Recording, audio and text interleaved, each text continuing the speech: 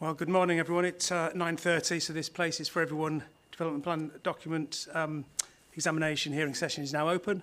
I'm William Fieldhouse, one of the inspectors appointed by the Secretary of State to examine the plan, along with Louise Gibbons and Stephen Lee. Can everyone hear me okay? I understand the microphones have been revamped, so I think they work in the same way, but hopefully they're slightly more effective. Anyway, you can hear me at the back of the room there. Yeah, okay, good. A reminder, please, if everyone could switch their mobile phones, laptops, etc. onto silent. Water is provided in the room and it'll be refilled during the breaks, so please don't bring food or hot drinks into the room. No fire alarm tests planned for today, so if the alarm does sound, we will need to evacuate the building in an orderly fashion following the green emergency exit signs. Helen and Yvonne, the programme officers, are around today, so if you need any information about procedural matters, please have a word with them. A reminder that the purpose of the examination is to help us decide if the plan is sound, and if not, sound and legally compliant, sorry, and if not, how it could be modified to ensure that it is. So this session, like the others, will take the form of a structured discussion of the matters set out on the agenda that was published last week. So specifically today, we're dealing with two of the allocations in Rochdale, JPA 19, Bamford Norden, and JPA 20, Castleton Sidings. Just a reminder as well that the fact that we're talking about the detail of those two policies doesn't mean that we have already decided that in principle these allocations, indeed any of the others in the plan, is justified, because decisions about that will be made by us having regard to a whole range of matters, including the amount of development that we decide is needed in the plan area, strategic greenbelt issues, and the spatial strategy. So, and they're things obviously we've discussed, but we haven't reached, final conclusions on those things, or indeed, each of the allocations. So that's just a reminder that for those who have got sort of fundamental issues about the allocations in the plan, the fact that we're talking about the detail today doesn't mean that we've already come to a conclusion about that. Okay, I'll start each agenda item with a few questions to the GMCA team, and then I'll open it up for contributions from others. When you wish to speak, if you could turn your nameplate up on end, and then I'll bring you in at an appropriate time. And when I do, you'll need to turn your microphone on by pressing the button, the central button, and that'll turn your red light on. And then you can briefly remind us who you are and what your interest is, and then contribute at that time. And when we come to the end of an agenda item, I'll give the GMCA a chance to sum up their position at the end. In terms of how we'll operate, we'll probably have an adjournment around about 11 o'clock for 20 minutes or so. We've got, as I say, we've got all day if we need it to talk about the two sites. We'll see, how long we take for each one depends very much on how much contributions people around the room have got to make. We've got, some questions that we need to go through, but there may be other things that people wish to raise. I'm aware that Chris Clark MP is joining us remotely. I'll invite you to say a few words shortly, but I think just before we do that, if I could, I'll go around the room and get each of the participants to introduce themselves, and then at least you're aware also who's here and what their interests are. So if I could start, please, first with the GMCA team. Good morning, sir. My name is Christopher Katkowski, King's Counsel for GMCA. Good morning, it's Wayne Poole from Rochdale Council. Callum Mounterfield from Rochdale Council. Good morning everyone, Chris Woods, Highways, Rochdale Council. Hello, Jackie Copley from CPRE. Good morning, Anne Ripley representing Bamford Greenbelt Action Group. Good morning, Angela Smith, Ward Councillor for Bamford. Hi, Philip Bailey. Good morning, Tim O'Brien. I'm actually also with Bamford Greenbelt Action Group. Gordon Tilstone, representing SGMGB Rochdale Groups. Good morning, Nigel Morell from Northern Area Forum. Good morning, my name's Sam Silcox. I'm from Harris Lamb, acting for Kellen Holmes in relation to JPA 20. Hi, Mark Waite, the planner at Kellen Holmes. Good morning, my name's Anna Ralph. I'm from Turley, representing Peel. Good morning, James Corbett-Bircher, Council, acting on behalf of Peel alongside Turley. Okay, thank you, and good morning all. Okay, it's Mr. Clarkson, welcome. You can hear me presumably okay? Loud and clear, thank you very much. Okay, well, there's two options I'll give you to choose. You can either stay and participate throughout the morning on these discussions, or if you wish to make a statement now and then leave when it suits you, that's fine. So how would you like to play it? With your permission, I'll make a brief statement if that's fine. As you can imagine, it's quite a busy day on Wednesday in Parliament, but thank you very much for accommodating me. I do appreciate it. Okay, all right, fire away. Thank you very much. So I just want to briefly set out my objections, in particular to JPA 19, covering the Bamford and Northern areas of my constituency. I've had regular contact from local residents, receiving an exceptionally large volume of correspondence on this particular plan. And I've listened to those concerns, and I'm actually in concurrence with the majority of them that this is not an appropriate plan for inclusion in places for everyone. As I've noted in a previous submission to the panel regarding another of the allocations, there are a number of strategic policies in PFE and GMSF before it that would have actually benefited the area. However, given the amount of time this has taken and the changes in circumstance since the programme began, I actually think these have now been negated by the release of the Greenbelt. I think the net detriment is now too severe that it simply doesn't have any of the intended positives.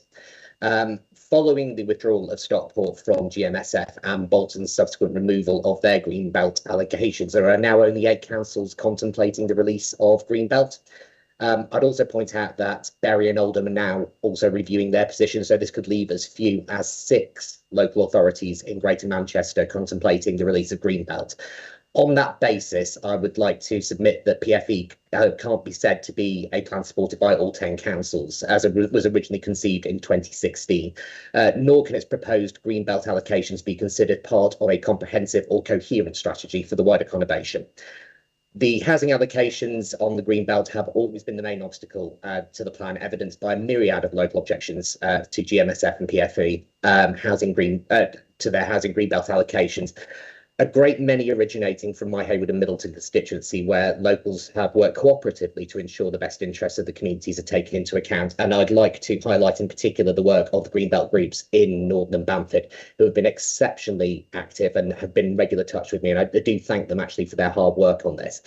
GMCA continues to urgently push to build houses that are not required on protected Greenbelt sites. I do find this quite cynical, I have to say. I think it's probably an attempt to do an end run around NPPF legislation changes. We've certainly had discussions in Parliament now about making housing targets advisory. I do get the sense that GMCA is trying to get this done before that becomes the case. Anyone who's followed the process of this plan will know that housing numbers have been inflated with excessive buffers from the outset in order to try and justify building on Greenbelt. Instead of building affordable homes, which is what Greater Manchester needs, PFE has been reverse engineered to maximise Greenbelt release. In this, Rochdale Borough Council unfortunately have been especially active. The council has stated its aim to boost its council tax base, and that is what their allocations are based on. The new homes bonus and evidently PFE is a good way for them to maximise this.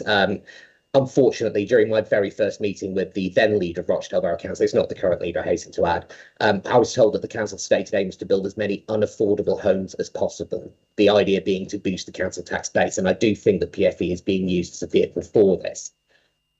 The plan started with GMCA deliberately setting parameters which required Greenbelt release. Given that this was widely known at the time, the call for sites was inundated with protected Greenbelt sites, many of them not actually owned by the people making the submissions.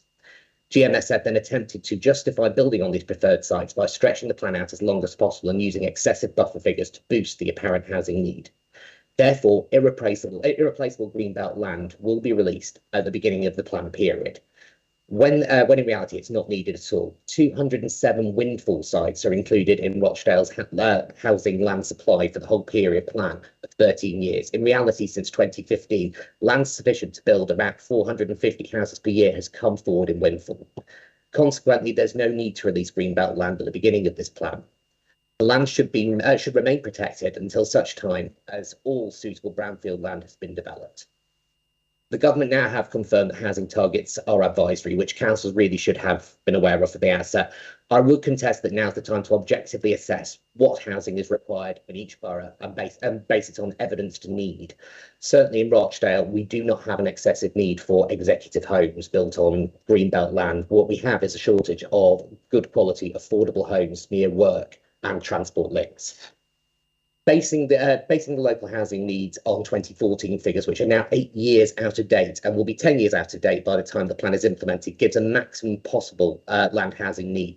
Subsequently, the ONS 2016 and 2018 figures and the 2021 census have all produced significantly lower land housing need figures. We're proceeding on the basis of a nearly decade out of date plan. It's been my own experience when discussing Rochdale's housing needs, there's very little interest in actual local need, which would highlight the requirements, as I've mentioned, for smaller, lower cost dwellings located near employment and transport links, for us to push ahead with developments which will boost the council tax yield in the borough. And I do understand that there's a challenge having a base that's mostly A and B properties, but realistically, this is taking a sledgehammer to crack a nut. And sadly, as I've said, there was a stated intention to build as many unaffordable homes as possible, and it's not an isolated incident. I mean, certainly I've heard senior officers say that Rochdale is greenbelt rich and cash poor, and so that the greenbelt has to be monetised. Similarly, I've had conversations with senior officers who have said, actually, this site in particular, JPA 19, would be built on come hell or high water. These statements are alarming, but unfortunately, they're also depressingly familiar to a great number of residents. They highlight the quite clear need for Rochdale Borough Council to engage more meaningfully with residents. They've engaged in a process with a clear agenda and a desired outcome, not with an open mind. Realistically, if they were going to do a meaningful consultation on this, they could not have come to the conclusion that the allocations they're requesting were realistic. Beyond this, the numbers simply don't add up. If we are going to use government targets of around 8,000 dwellings, Rochdale has a land supply before PFE Greenbelt allocations of around 8,000. So Greenbelt allocations are simply not required under NPPF guidelines, and certainly not under the proposed new NPPF guidelines that are coming forward. Furthermore, the land supply figure used by PFE also fails to recognise the Wenfield sites, which I've previously mentioned. There's a 122.5% uplift used by GMCA to try and justify Greenbelt release in Rochdale, but it has no evidence base behind this, and it's at best spurious. It will do nothing to address the local affordable housing crisis, or the fact that attempting to divert resources away from affordable housing could actually make the situation worse and set a dangerous precedent that local need is secondary to economic conditions. Residents have never once stated that they want to see more executive homes built on protected greenbelt. Quite the opposite. Bamford is actually relatively built up as it stands, as is Norden. The reality is that a large number of 1970s and 80s housing estates were built in the area. These have fundamentally changed the nature of what was once what were once two isolated villages. There's a population in the area of about 9,500 in both villages. If you add 450 homes to Bamford, for example, put 3 people in each one, you would increase the population by about 15%. Given the current situation of oversubscribed local schools and overstretched doctors and dentists, a 15% increase is not sustainable. Turning specifically to the Bamford site, the proposed area is 24% owned by Peel Holdings and was put into the original GMSF without consultation with the farmer who actually owns the majority of the rest of the site. And he's publicly stated he does not want to sell his land. I find that quite concerning that we're still pressing ahead with this as a potential site. The original plan was to build 750 houses, and that would require the use of land currently occupied by the tennis club, the cricket club, and the football club pitches. I question the appropriateness of this, originally envisaged serious loss of local amenity. The simple fact of the matter is there is not a lot of extra amenity there to fall back on in Bamford. Once that's gone, we'll essentially just have a dormitory area. The over-allocation of the site follows an established pattern in the planning authority whereby a very high amount of housing is suggested, and then following a consultation, the number is reduced by a few hundred to arrive at the number that was most like the original target. It allows the authority to indicate that they have conducted a meaningful consultation while still building the desired number of properties. In essence, it's a cynical sleight of hand and a nakedly transparent attempt to subvert the process of the planning, the protections of the planning process. Even a number as low as 450 houses will constitute an unacceptable loss of amenity in the area. The site is tremendously valuable in terms of its green belt. It's the last publicly accessible greenfield land in Bamford. It provides the local community with health and mental well-being. We certainly saw during the pandemic the value of this. It performs incredibly well against greenbelt objectives. It's also of significant environmental benefit in terms of both air quality and managing flooding. The site only qualifies for selection under one of the 7 GMCA criteria number 7, which states that a site will address a specific local problem and bring benefits across the wider area. Even by this measure, I'm not remotely convinced that that high bar of exceptional circumstances required for greenbelt release has been adequately met. So in conclusion, I'm not satisfied with the inclusion of the site that is appropriate on the basis the site is not required to meet the housing needs figures for Rochdale. The site is contrary to existing housing policy per MPPF. The site fails to adhere to a brownfield first approach and encourages developers to cherry pick protected sites to meet the council's aspiration of a higher council tax base. I do apologise. Sites were selected for inclusion in GMSF and now PFE based on a broad area of search. The broad area of search for the Bamford site was about 100 metres bigger than the site itself. That barely meets the dictionary definition of broad, let alone the test actually required for greenbelt release. The site fails on 6 of the 7 GMCA criteria and barely complies with 7. The site is the most unsustainable location in Rochdale with no local transport links, it's not close to a town centre, and it's actually within 200 metres of an air quality management area. The environmental impact on hundreds of vehicles on congested roads cannot be overstated. The site will place further pressure on local infrastructure such as doctors, dentists, schools, all currently stretched to capacity. The site fails to address the real issue of affordable housing, which is desperately needed in the area. We don't have a massive shortage of 3 and 4 bedroom executive homes. The site will result in a significant loss of amenity, as I've mentioned, especially with regards to leisure in the area. The site does not enjoy local support. The site is at odds with the climate emergency declared by Rochdale Borough Council itself, and the site will result in a loss of farmland currently used for lambing sheep. In summary, I think this is sadly an attempt by the council to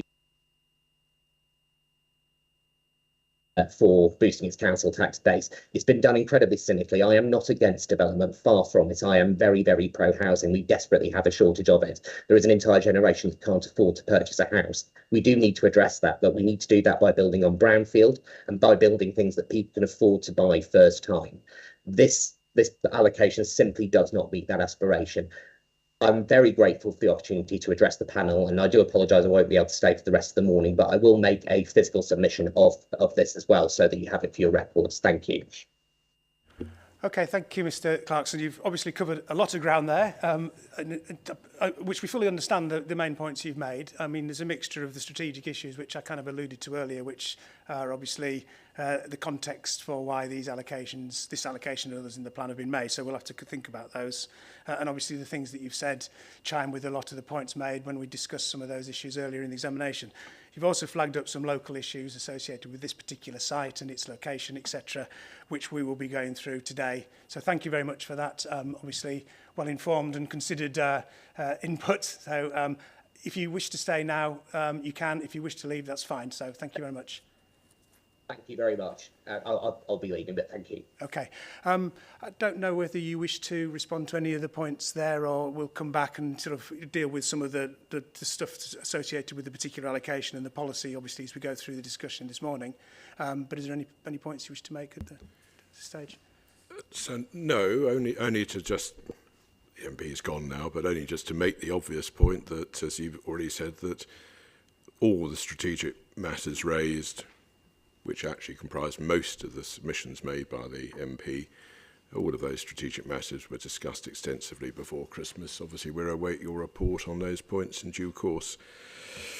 It was towards the end that some points were made about the specific proposed allocation, and obviously we're going to be discussing the planning merits and demerits, depending on what your point of view is as we go around the table. So, thank you. Okay, thank you for that. In which case, unless there are any sort of procedural or general queries that people have before we start, we'll turn to the first main item on the agenda, which is the JPA 19 site, which obviously we've had a good introduction to. Views might differ on that. Okay, so we'll move on then to the JPA 19. As it's been the case with the other allocations, we've got three sort of issues associated with Greenbelt to start with. But before we look at those, I'll invite the GMCA to make a sort of general introduction, if you wish to, about this allocation. Thank you. Thank you very much indeed, sir.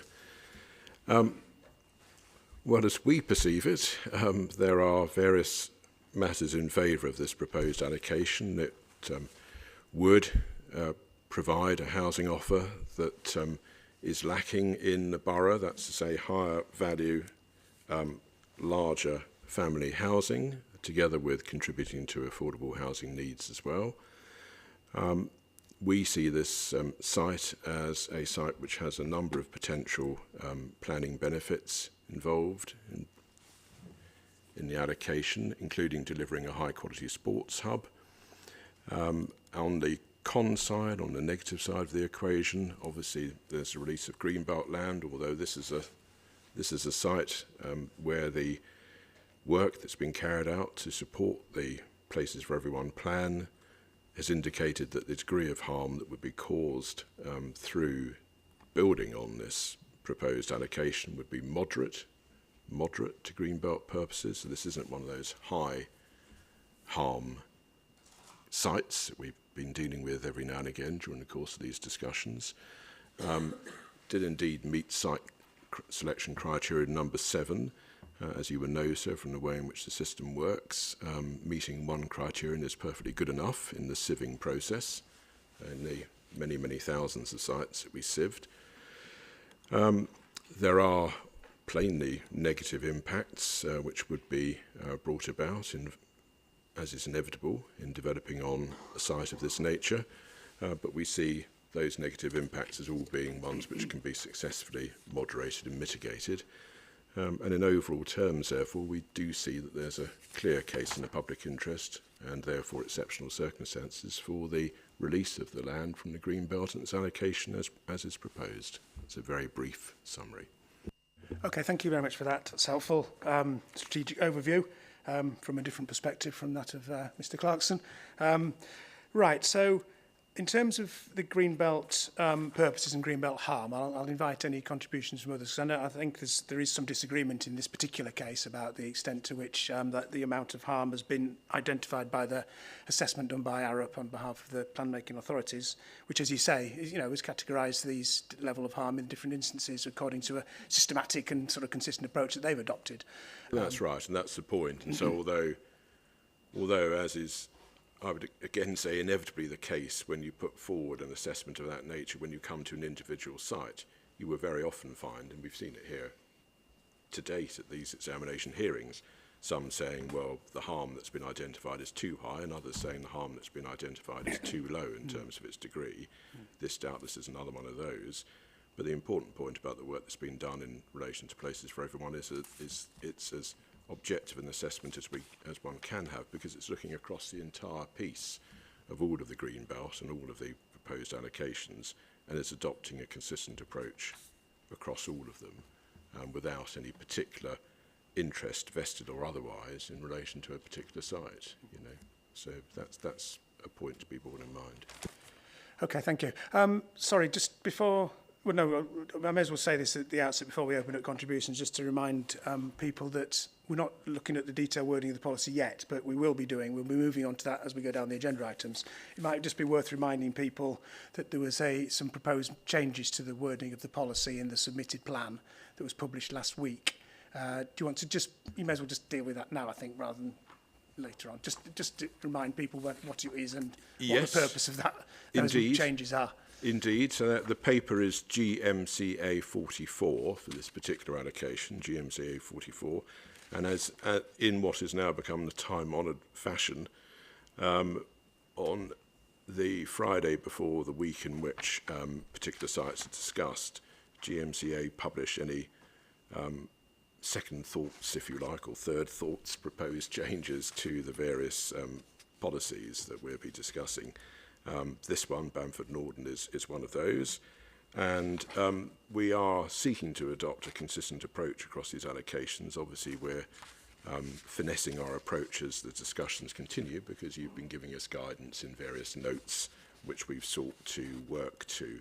But in the main, the changes are either removing repetition, that is to say repetition of subjects which are covered more extensively, and I personally would say better, in broader thematic policies, or in other instances being more specific in the various allocation policy items, so that we spell out more clearly exactly what it is that we're seeking.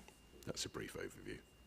Okay, thank you for that, and that's helpful context for when we come on to look through the actual policy and the changes to it. And finally, I'll just mention the two sort of plans that I'm likely to refer to today. One is, as is the case with most allocations, there is what is variously called a concept plan or a draft master plan. This is a development framework plan, this one is. This is in the examination library, so people will have had a chance to see that. And that does give a sort of indicative layout of how the site could be developed, showing where the access would be and the development parcels and the existing sports facilities and green infrastructure and things like that. So I've got that. I don't have a reference for it actually, but it is available in the examination library. And the other plan that I have is a site visit map that was produced by GMCA earlier on in the examination, which is again, it's a helpful map to have because it indicates the location of certain features of the site. So I may be referring to those two things today. Okay, so what I'm going to do now is open up any contributions people wish to make specifically about the amount of harm that the development would make to Greenbelt in terms of the NPPF purposes of Greenbelt. We'll then, the second and third items on the agenda are to do with the Greenbelt boundaries and compensatory improvements to remaining Greenbelt. I think that we may just leave those until we go through the development requirements and pick them up there, because I think there are bits of the policy that deal with those things, and it may be better just to deal with them in the detail of the policy wording. So what I'm opening up contributions for now is specifically is about the harm that people may think that the development proposed on this site would cause to the Greenbelt, leaving aside the detail of the policy wording. So any things that people wish to say about that? I know that the action group had a different view about the amount of harm that would be caused to that not being moderate, but to it's a very strong role, particularly in safeguarding the countryside and preventing urban sprawl, as you see it. Do you want to elaborate on that? Well, actually, yes, you start, Ms. Ripley. Do you want to go first? Well, as you pointed out, we've already put our case in our response to Matter 20, and I'd just really like to add a paragraph from the Greenbelt Study Appendix B, document 7.1.9, which basically says the principal cause of harm from release of this allocation would be from the loss of the Greenbelt land within the allocation itself, as opposed to its impact on retained Greenbelt land. As such, mitigations would not reduce the harm of release of this allocation. So, although mitigation measures might be put into place, there will still be harm. Okay, thank you for that. CPRE. Yeah, CPRE broadly accepts the assessment of harm, but it's how in the round you go from having a very strong site in terms of purpose 1A and 1B, strong purpose for the 3A, and because there isn't the merging element, the overall scoring is for a medium, whereas I think because of the scale and the impact on where the boundaries will sit, I think CPRE does believe there's a higher level of harm overall, albeit we do accept the gradings for the individual 5 functions. Thank you. Okay, well, obviously there's a judgment involved in this, and NAROP exercise theirs in its way, and obviously I understand the points you make. And it is helpful, though, because obviously when you look at sites on the ground and you look at the actual location, you get a sense for the feeling of what the impact is. And obviously local people have a good understanding of that, better than some others. So I'll carry on down the line if I could. So, yes, next, please. Sorry, I've forgotten your... No, yes, I'm looking at the lady with the sign up there. Yeah, it's Angela Smith. Thank you. Actually, the MP has said most of what I've was going to say, but I would like to say that as a ward councillor in Bamford, and I'm speaking on behalf of 2 other ward councillors who couldn't be here today, I've had many comments about this site from the residents, and nobody that I've spoken to has expressed support for the building of houses on what's the only remaining accessible greenbelt land in Bamford. And it does provide a vital green lung for the community. It's extremely well used. Its use increased significantly during the pandemic, and it's continued since then. We've got mountain bikers, horse riders, dog walkers, walkers. Everyone uses it to a great extent. And it's worth noting that in Bamford itself, within the village, there are no children's playgrounds, there are no parks, there's no library or other general recreational facilities within the village itself. The site isn't suitable for development. It's not near a main town centre. There are no transport links apart from buses, which are often unreliable. And there are no committed transport improvements within the plan. There are vague plans for one-way systems along War Office Road and Norden Road. Residents are very concerned about these. Both roads are very, very congested. War Office Road in particular has got 5 side roads feeding into it, houses with on-road parking and others with drives that mean they have to reverse into the road. It would add greatly to congestion and in terms of carbon emissions. We've already covered the primary schools being oversubscribed and the dentists and doctors. The enhanced sports facilities have been used as an incentive for approval. We've got existing football pitches which are well used by children and young people. Most residents wouldn't benefit from a new leisure hub, and they showed little enthusiasm when Peel Holders sent out flyers promoting this. Cricket and tennis clubs are private clubs with membership fees, and whatever the enhanced facilities means, the majority of residents already have the opportunity for exercise and enjoying the greenbelt land and having fresh air while walking round the pitches or on them when they're not being used. The statement that Peel submitted said the site has an urban fringe character and a reduced sense of openness. There is existing building on the site. We've got some long-standing farms and a few cottages which are entirely appropriate for the area. The site is grade 3 farming land, which is farmed by a farmer who, as we've heard, doesn't wish to sell it. Children and families walking through the site have got the opportunity to see farm animals and wild animals.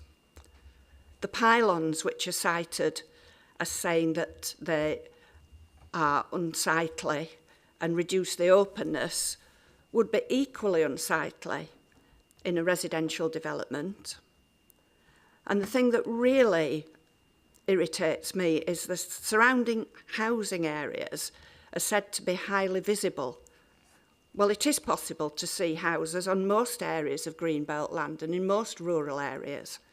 If we took that as a way of rounding off the residential area of Bamford, and if it was used as an argument for all development applied to be on the edge of open spaces, there would be no open space left. It's a ridiculous argument.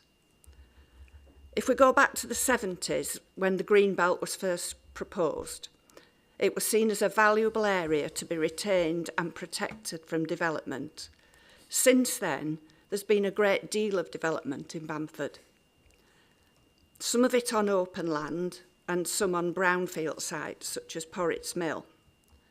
Surely this amount of development that's already being carried on makes it more important than ever that the only remaining green space is protected, as it was first proposed to be.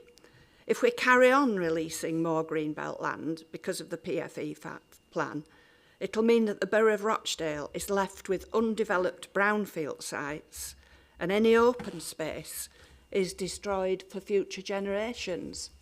And I really do hope that you won't let that happen.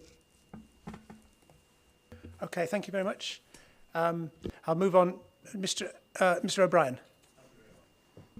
Thank you very much. Yeah, again, I'm not familiar with these proceedings, so I hope this is an appropriate time to mention this this sort of issue, because it's to do with the access to the green belt, which is I mean, I live in Bamford. I'm not a NIMBY. I use this area myself, as do all the residents of Bamford and residents of Rochdale and the broader area. It's actually the only area, as Chris said in his statement, of accessible greenbelt that Bamford has. If this area is built upon, then there is no actual access to adjoining greenbelt. And I think that impression has been given in some of the submissions that are being made. That's simply not the case. The access to the next available greenbelt would be about half a mile away, in actual fact. Now, Peel talk about improving the footpaths. Now, I've tried to work out how we can improve the footpaths by building houses around them, and I'm actually mystified as to how that can possibly be the case, to be perfectly honest with you. What would happen is that if this was built upon, the next area of natural beauty really is Ashworth Valley, which you'll have heard mentioned in the submissions. And one of my fears is that Ashworth Valley and the roads through it will become rat runs. Now that's the next part of the area after which people take the dogs walking, people ride the horses, people go on their bikes. And notwithstanding the safety issues around those sort of things, again, in terms of usefulness as an amenity, and as the part of the lungs of Rochdale, really, and for well-being and so on, we're not just talking about damaging this area, we're talking about damaging adjoining areas as well. So I do hope that these considerations are taken into consideration, because this particular area of Greenbelt, to say it's a buffer really would be to decry the value of it, really. It's far more valuable than that. And, I feel as if I'm speaking on behalf of the community of Bamford, and hope that those issues will be taken into consideration. Thank you. Understood, thank you. The gentleman at the end, sorry, I can't see your name, I can't read your name plate because of the way it's turned. Sorry, sir, I'm Nigel Morrell from Northern Area Forum. Yes, thank you, Mr. Morrell.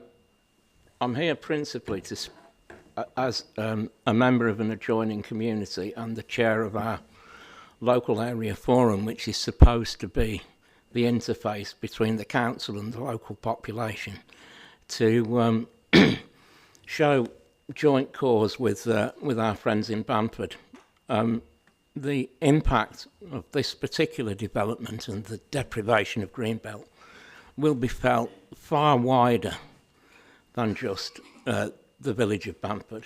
The effect on the amenity and the health and well-being of the populations in all the surrounding villages is bound to be impacted by this. And I take the point that Mr. O'Brien has made in relation to the area concerned being a gateway to Ashworth Valley. Ashworth Valley is principally within our ward, and time after time after time over the last 10 years, our residents have spoken up in terms of the essential nature of protecting Ashworth Valley and the other surrounding Greenbelt in quite considerable volumes. Virtually on every occasion that there is a planning application of any sort in Ashworth Valley, it is met with very considerable opposition. The other thing that's quite surprising in all this is that as the proposal has been developed, there seems to be little or no consultation from either developers or council of either of the local communities concerned. This particular proposal is one that's clearly been mooted for a number of years, yet nobody from the developers have been to our area forum to explain the impacts nor the mitigation proposals, and that is a significant hole in the consultation process, which I hope yourself and your fellow inspectors will bear in mind as you reach any conclusion that you should on this one. Other than that, you have my written submission. I think it's quite clear what the feeling of our local community is. You've heard from Councillor Smith.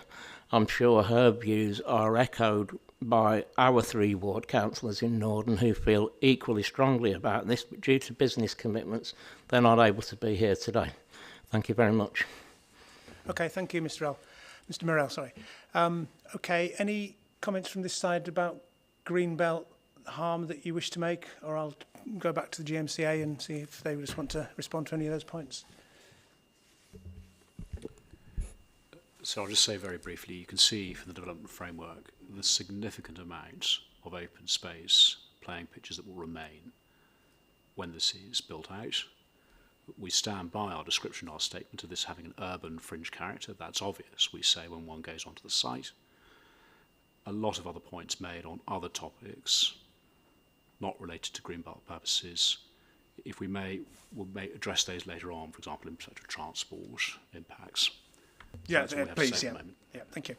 Okay, right, yeah, I mean, quite a lot of points have been raised that we will come back to about, you know, other issues associated with development of the site. Anything, so leave those, I think, for now, but if there's any final points on the Greenbelt harm. Just very, very briefly, and I, you know, fully understand, because it's jolly difficult to know exactly when to raise one's points if you're, you know, not someone who comes along to these things every day, etc., etc. So a number of the points have either been discussed in previous sessions or we're going to discuss as, you know, slightly later in this session. So just getting back to what this particular point was about, which is the Greenbelt purposes and the effect of the proposed allocation on those. I mean, we stand by the assessment that's been carried out independently for us in the work that's been done, that's already been referred to, and I mean, frankly, one only has to look at the map and this particular allocation's place on the map on page 306 of Places for Everyone to see the good sense of the overall assessment that's been made and the degree of harm that would be caused being set at moderate. Okay, well, I've noted the differing, but Mr. Bailey, do you want to just a final point on the Greenbelt harm? Yeah, thank you. Sorry, I had my sign up, and I put it down whilst I was just checking. Yeah, I mean, quite briefly, I think obviously the GMCA's position is it's moderate. I think, you know, our view is it's high. And you know, if you're trying to do a scale or a spectrum, you know, in my view, it's harm or it's not. And when you look at 1A, 1B, and 3A and how it performs, you know, I think you've just tipped the balance into high. I don't really think you can grade it and come down to, you know, 50%, 60%. The only other point I'd make is, you know, to really form a view on this, you need to visit the site. And I understand you have visited the site, and a picture paints 1,000 words. And, you know, I think that's where the evidence is.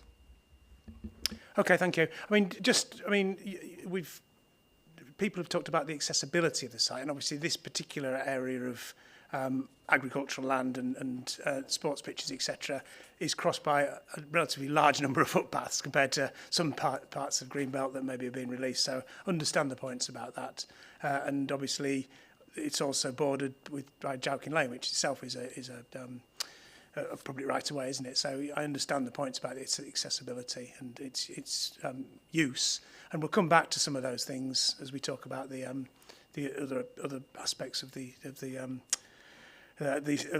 agenda. So shall we move on now then, if we can? As I said, I think the next two items on the agenda about the sort of the detail of what the new Greenbelt boundary would be, and this issue about whether the development could make any compensatory improvements to remaining Greenbelt, we'll deal with when we look at the detailed wording of the policy if we can. So we'll leave those for now. It doesn't mean I'm not going to deal with them, I will do. So just finally, on the sort of general issue about the sort of suitability of the site, we've looked at the Greenbelt. The other thing is what I've called the site location and why this particular place, this part of Rochdale or this part of Greater Manchester is suitable for housing development. It has been referred to at least once. It meets one of the site selection criteria. Do you want to just outline that and say anything further you want to say about that in terms of its suitability as a location? I could do it, but I'll look to my left for this, I think. So. Okay.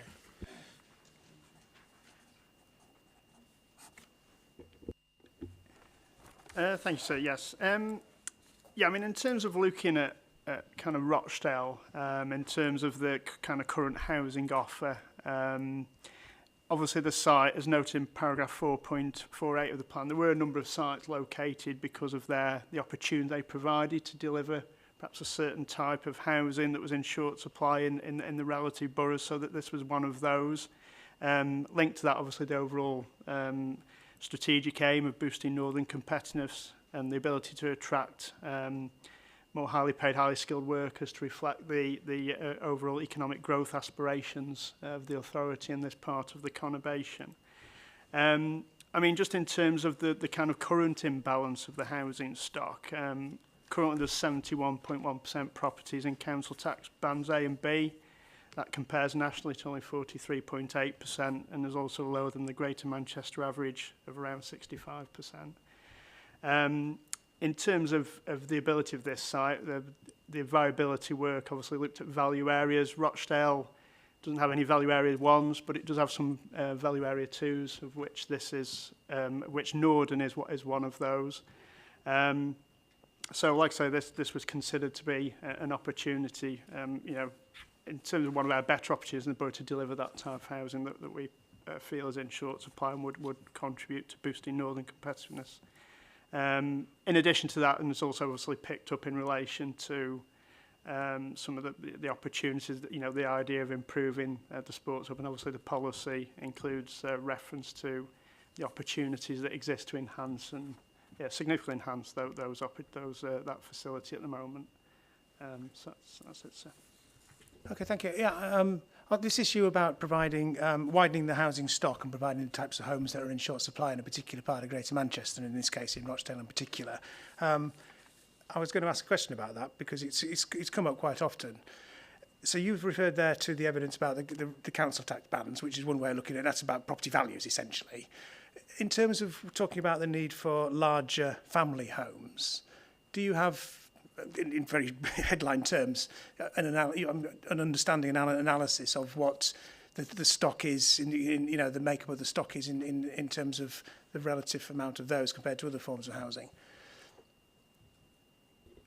Yes, I mean, I think the nature of the bands does relate to obviously a prevalence of, you know, large parts of the borough being of smaller, kind of lower value properties.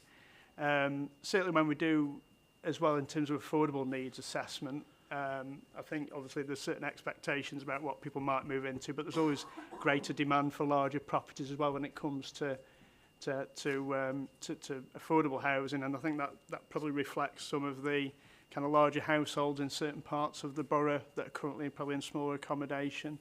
But again, it is also linked to the fact that obviously Rochdale boroughs we've picked up on previously in terms of deprivation and economic growth. I think this perception of it kind of lacks an ability to attract and retain residents that may desire those kind of properties, and like I say, linked to the economic, you know, trying to boost economic growth and competitiveness, that's seen as important. So in terms of if you were to look at the breakdown of the existing stock in terms of the sort of categories of, say, terraces and flats, or smaller than 3 bedrooms or larger than 4 or 5 bedrooms, or those sort of, I mean, do you have that sort of analysis of what Rochdale's housing stock is?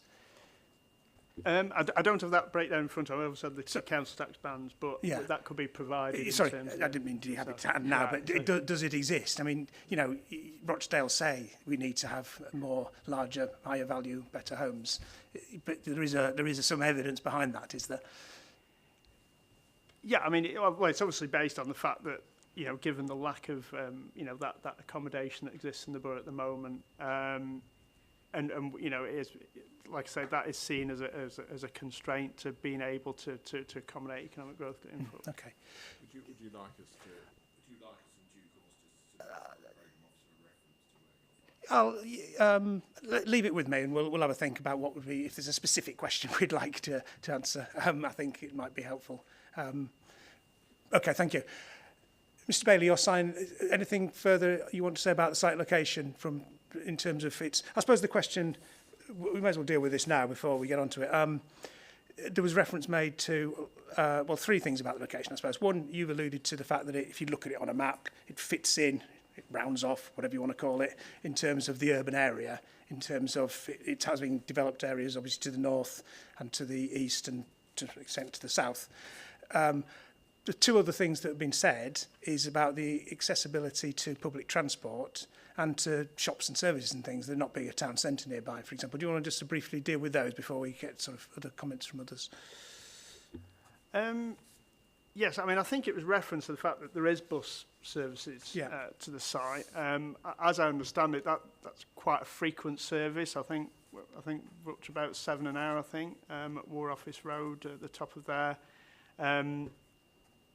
So certainly that there is bus services there. In terms of local facilities, there is a small shopping precinct that has convenience stores just on the other side of Norden Road next to the site. There's also a primary school in that area there, so probably within a 5 or 10 minute walk. And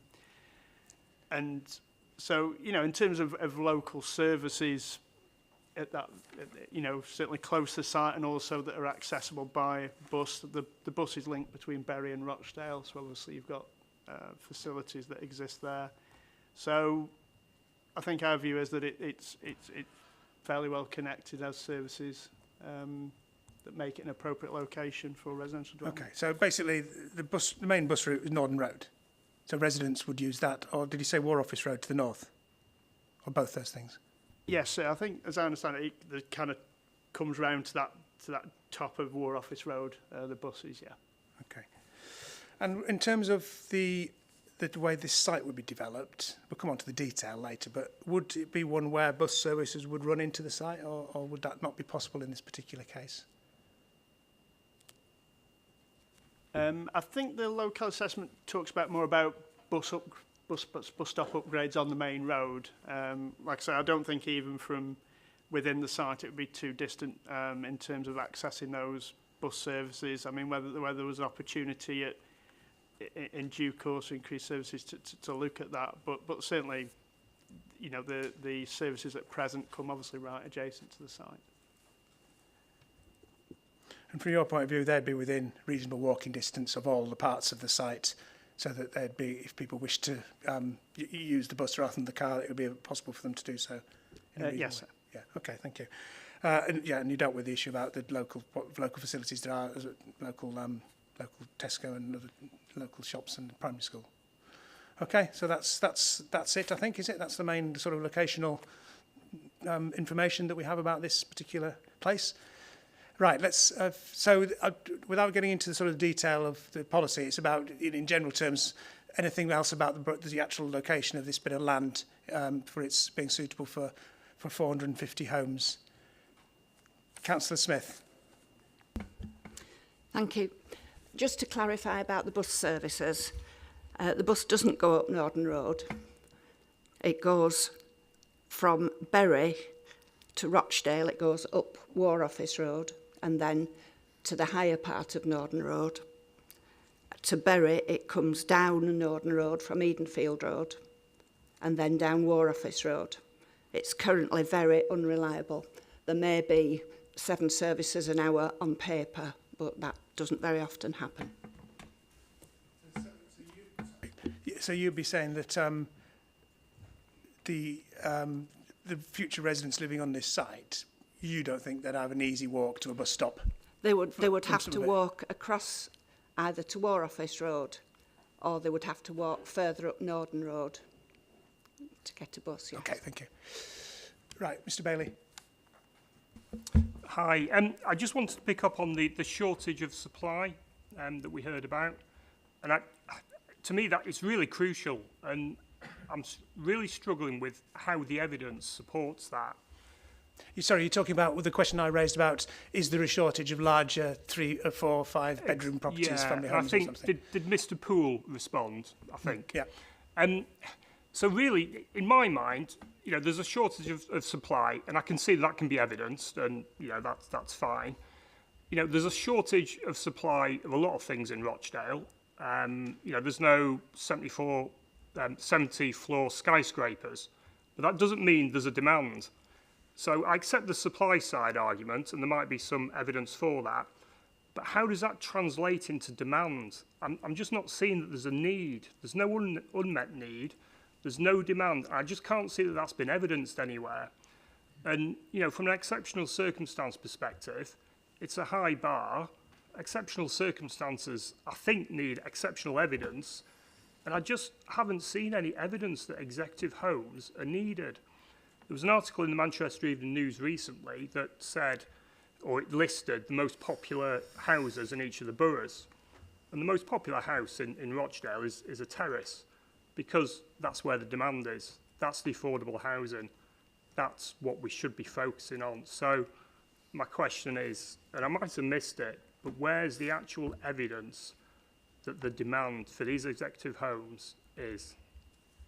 What would be your response if the response to that would be, well, if this site was developed and there were, say, 4 and 5 bedroom family homes built and they were sold, people maybe move into Bamford that don't live there now, and what would be your response to that? Whether that would be, it wouldn't, I suppose it's that difference between need and demand and what the effect of that population movement would be. Would that benefit Bamford and Rochdale or not? There's a difference between need and want. Yeah. Clearly the council wants the houses. We heard about the council tax and the new homes bonus.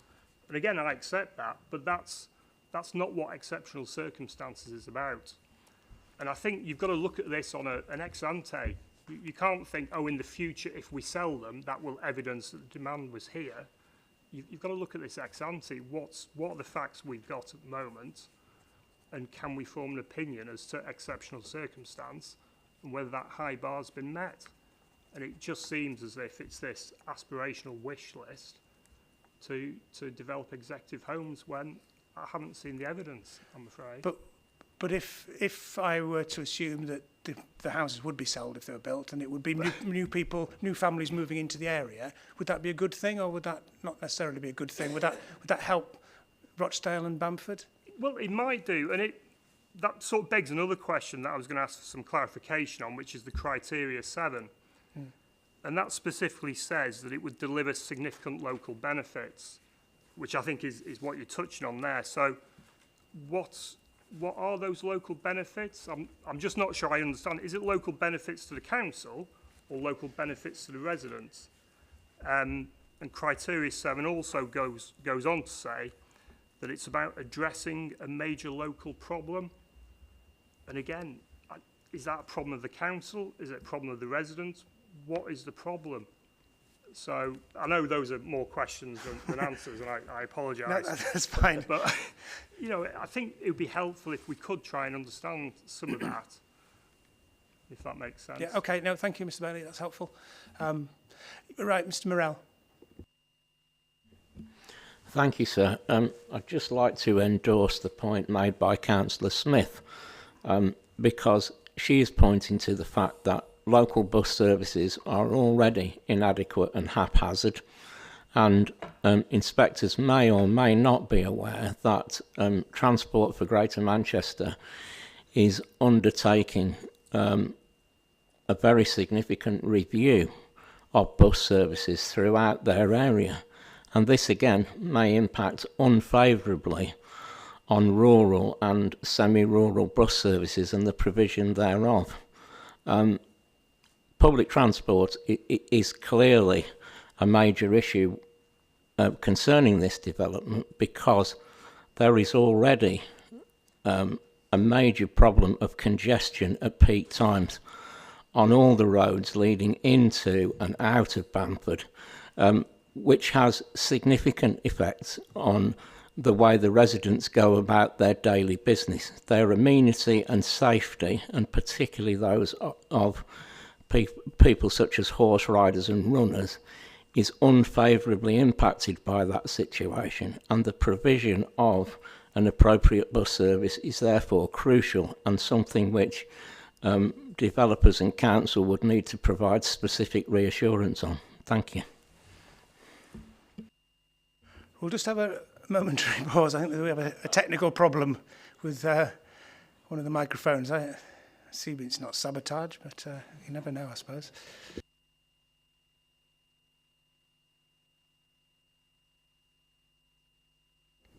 Testing 1, 2.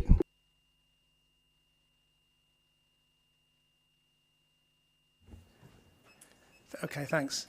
That was a speedy repair. Okay. Right. Sorry, Mr. O'Brien, you wanted to...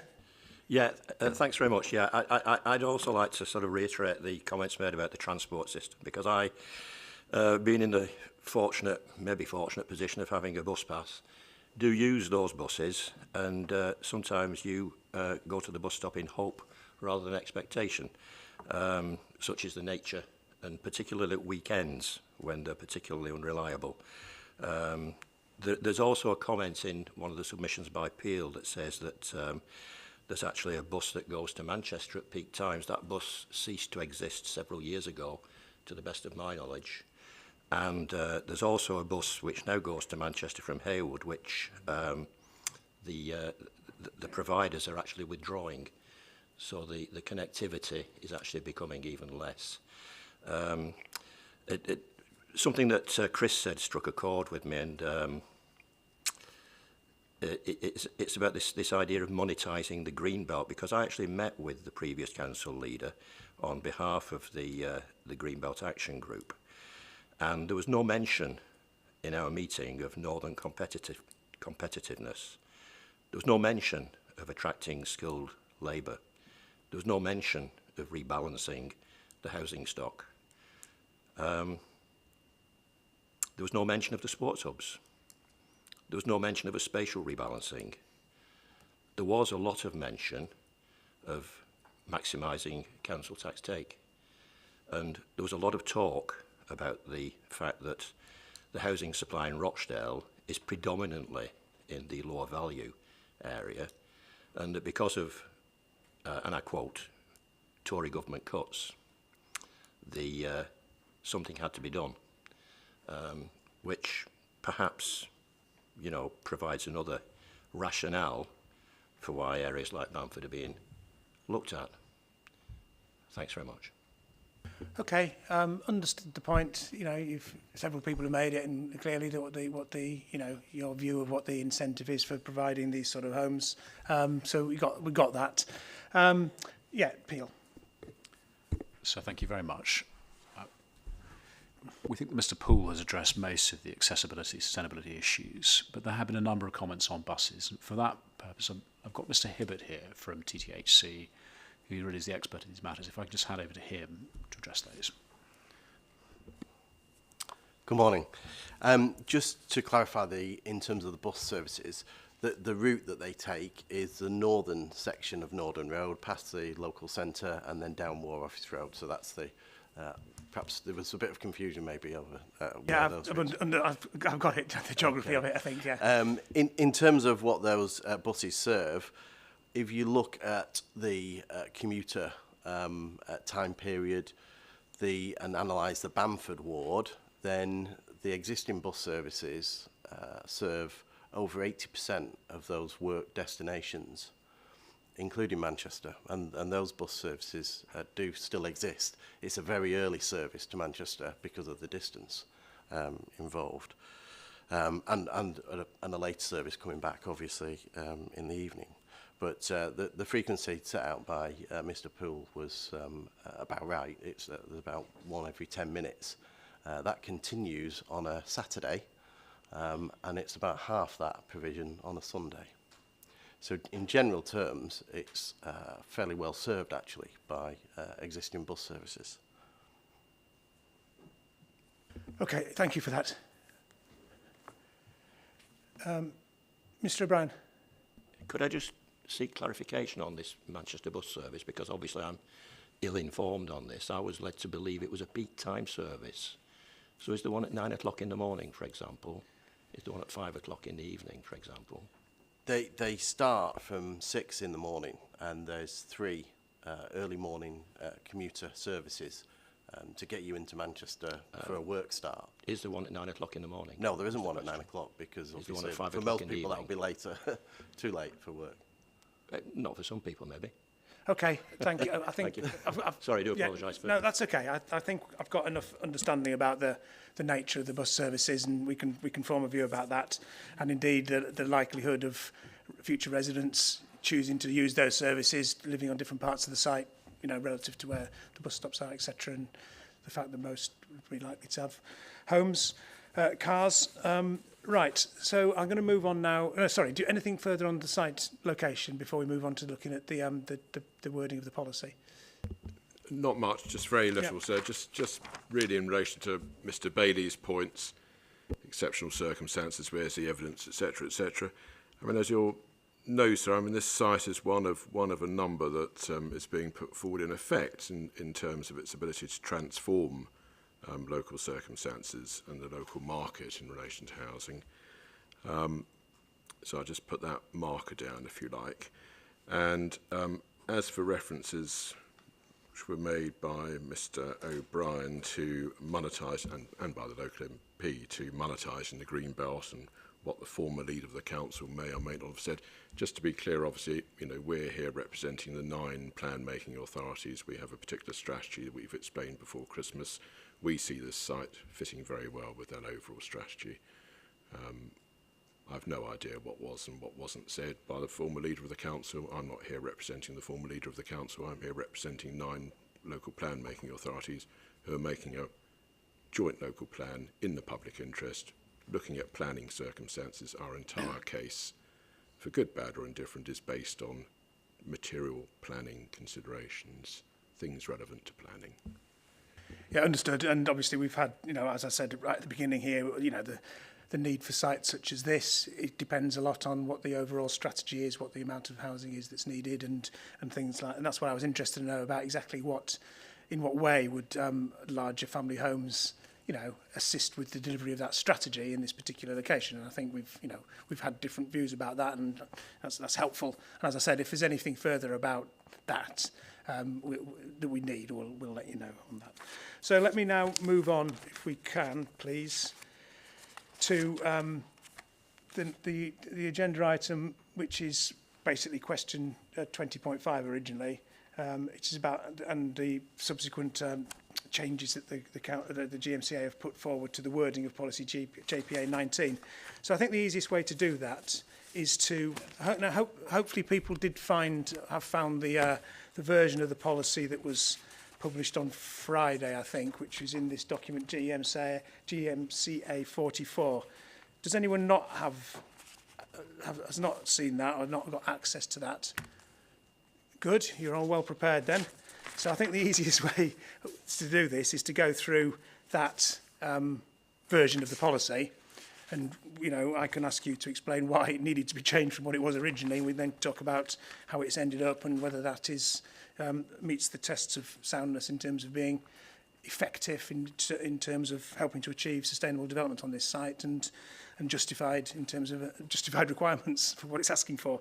So let's just run through. As I say, it's 25 to or just after now, 11. We'll break about 11 o'clock, so we'll go through these one by one if we can. So the first one is straightforward requirement defining what the site is being allocated for, I think. Do you want to just talk through that and explain why the modification has been added? Yes, well, much of this is as was, if you like, in the published plan, and so the text, if one's using GMCA 44, the text which in item number 1, which is just in black print on white paper without before we come to the last sentence, which is underlined, etc., etc. So the original text is still there, and it seeks to ensure this focus on larger, higher value family housing, which we've been discussing. So whatever one makes of the point we've discussed, but if in due course you consider that there is something in the point, then obviously the first item of the policy is seeking to secure that in the allocation. The change is a consistency point, really, because you know from previous discussions we've been seeking to set out in at the beginning of these allocations the fact that this isn't simply market housing, but also that there should be affordable housing in accordance with the relevant local plan requirements, because as you know, this joint plan isn't setting its own particular, for example, percentage requirements for affordable housing. That is done through, at the moment, existing local plan policies in this part of Greater Manchester, and obviously those might change over time when the authority brings forward its new plan. And remind me what Rochdale's current local requirements are. Is this one of these? Well, not quite unique, because there are 2 authorities in Greater Manchester that use this approach. I thought it was Oldham was unique. It's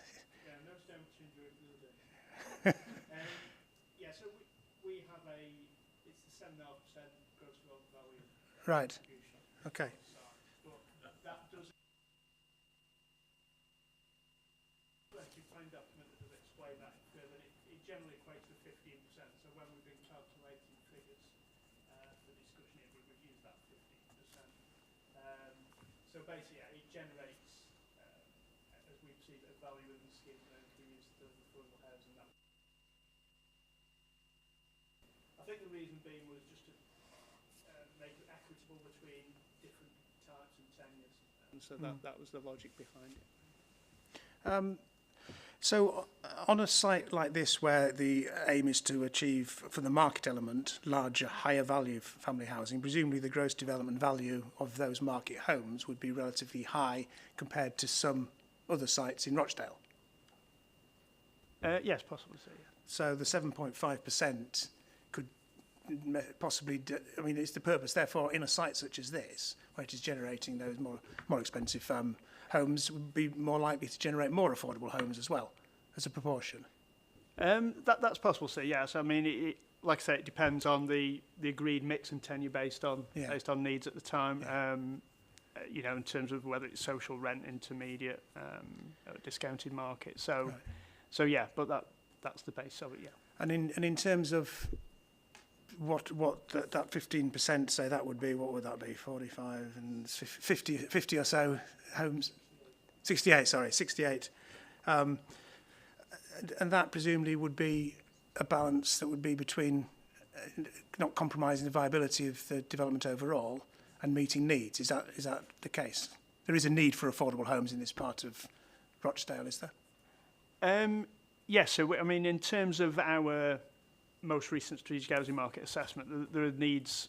There's an overall need across the borough. There's differences in how that affects township, but we take the need on a borough-wide basis, if you like. So yes. Yeah. And is that 15%? If we take it as 15%, would that meet, if that was achieved on all your development sites, would that meet the needs that you've identified, or would it still be a shortage of affordable homes?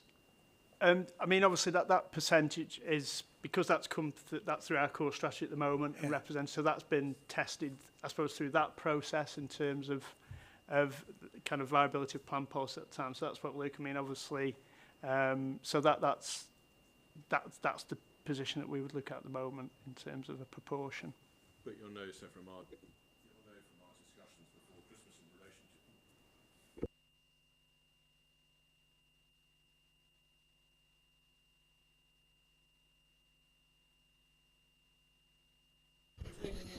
that one's... Careful of your water and moving wires. Probably a good incentive. Oh, that's better. Well, I don't know whether it is better. I can hear myself even more now, which is a bad thing, I think. We'll get this sorted out in a break.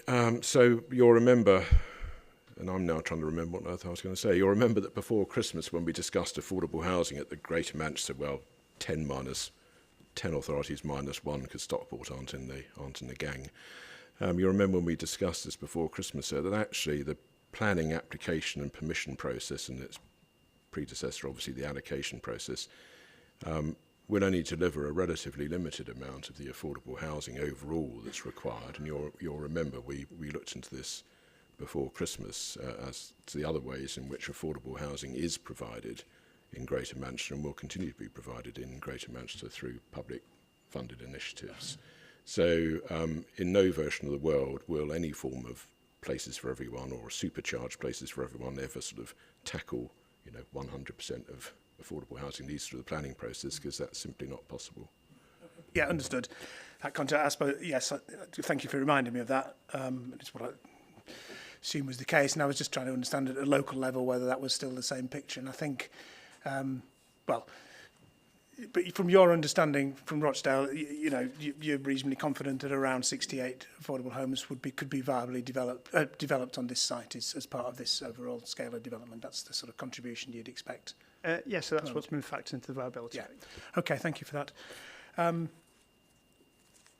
Right, any any comments anybody wishes to make about this first part of the policy, which is simply about the number of new homes proposed, what it says about what they should be, i.e. larger, higher value family housing, which we've already talked about, and this additional reference to providing affordable homes, and you've heard what the council have said they'd expect that to achieve is roughly 68 affordable homes. So I know a number of you have already said, well, what's needed is more affordable homes, not necessarily in this location, but in certain parts of Rochdale. But anything further anybody wishes to say? You don't need to repeat what's already been said about this, but if there's any new points that you wish to make on this particular CPRE, then I'll go down. Yeah, in terms of making effective use of land, given the density of the neighbouring properties is fairly low, there's concern that the site might be built out at a low density, and the policy wording would convey that low density. So it's just making sure when sites are allocated, they do yield as many houses as they can. Yes, although there's a balance presumably to be struck whereby there's, you know, if you're going to develop a site and you've got lots of public footpaths and things across it, you want to retain areas of green space to incorporate those, and the master plan shows a fairly high proportion, I suppose, of the overall allocation being retained or provided as green space of one form or another. Is that something you're saying is not necessarily efficient use of land, or is it more you're talking about the development parcels being appropriately high density? It's the wording in paragraph 1 where it says on the third line, it mentions reflect the green and density of the surrounding residential areas. I'm just making the point that the existing residential areas are quite spacious in terms of gardens and potentially detached bungalows or housing, and it's just understanding, yes, of course you'd want to have a master plan development with green space within it, but it's just, will that green and density of the surrounding residential areas lead to less houses coming forward? Yeah, okay. It's just understanding that balance between... Yeah, understood. Mr Morell. If it helps you, sir, the need for affordable housing within this ward and the adjacent wards is very well established. It's particularly helpful to hear Mr Poole say that he thinks a figure of 68 is appropriate, because there is a shortage, and I'm sure Councillor Smith will be able to assist on this, of quality grade affordable housing to sustain the local community. Quite often we're finding that the sons and daughters of residents who have family connections going back decades in the area are finding that their children are having to move out to find suitable accommodation. So it's encouraging to hear that this sort of provision is planned. Thank you. Okay, so you'd support, I mean, you may not support this allocation, but if this allocation is there, you'd support this proposed modification to make a clear requirement for affordable homes to be provided, presumably? If I can just be clear on this one, sir, it's very important, I think, that affordable housing is provided, and all too often we see that provision for affordable housing across a number of applications is ultimately diluted over what was in the intended plan, and I think it's quite important to observe that if a particular figure is put on affordable housing, that should be stuck to until realisation. Thank you. Thank you. Bamford Action Group. Thank you. Could I just ask for clarification? Will the 68 affordable houses or thereabouts be built on this site or just somewhere in the borough? Because I'm confused as to whether they benefit Bamford residents or just the Greater Rochdale residents. Okay, well, I will get GMC to respond to that, but I mean, we did have a discussion about the affordable housing policy in the thematic policies, and that did talk about on or off-site provision, and I think there was a change to that to make clear that the normal position would be to provide on-site, and that's what national policy expects unless there are exceptional circumstances. So that would be what I would assume would be the case, but we'll make sure... Well, do you want to respond to that now? Correct. So yes, they would be on this site, so they would be available locally in Bamford. Thank you. It's just that I didn't see any in the viability assessment, so I wasn't quite sure whether it was a financial contribution or an actual number of houses. Understood. Yeah. Right. Okay. So unless there's anything further anyone wants to say on this first one, let's move on to the second element of what this policy is proposing, which is the retention and significant enhancement of the existing recreation facilities on the site as part of an integrated green and blue infrastructure network. So it's already been referred to that there are a number of sports pitches on the site, which I think are football, cricket and tennis. I think it was mentioned earlier that the cricket and tennis might be private clubs. I don't know about that. Anyway, you can clarify that. But what the change to the policy has done is make it more explicit that the developer will provide contributions, presumably that's financial or land or both, to the improvement of the facilities. And the aim is to create a high-quality recreational sports hub. So I suppose the question, just to clarify in my mind, what would be different to what's there now in terms of the pitches and the facilities? What are the enhancements and that you're looking for? Yes, sir. I mean, as noted in the reason justification to the policy, the current playing pitch strategy does identify this as a key club site. In terms of the adult and junior football pitches. And within that playing pitch strategy, there are some recommended actions within that that there's a need to enhance by working with the club and governing body to improve pitch quality and develop clubhouse and changing facilities. So that is evidence there. So obviously that picks up, the policy seeks to pick up some of that, but also in terms of widening, I think there was some consideration that in terms of widening the use, the idea of kind of a cinder path, which is mentioned, which is to try and, I think, just widen the use in terms of potential running clubs and things like that. I think particularly key is the current facilities on the site are quite poor, and with a lot of pitches in the borough, a key issue is drainage, because that affects both the usability of the pitches throughout the year, which is a key issue, really. So, I mean, in terms of the other clubs, you're right, they are private clubs, so I think that would be more liaison with them to see, what opportunities exist there. But certainly there's a significant opportunities we see to deliver those improvements that I've identified in the Okay, so strategy. Just to be clear then, the sports pitches, and the football pitches, there's 3 areas of those on the site, is that right? Yes, they kind of wrap around the... Yeah, kind of there's a housing area in the middle. Yes. Okay. Are they owned by the council? As I understand, they're owned by the council, but leased to Bridge FC, I think, right, who are the main junior club there. Yeah. So, yeah. Okay, so those football pitches, what you're looking for is some improvement to the actual quality of the pitches through drainage and things like that, and the changing rooms to be provided. So they're the first things. And then there'll be some discussion with the privately owned cricket and tennis clubs, are they? They are, yes. Yeah. So potentially there may be some discussion in the... Okay, understood.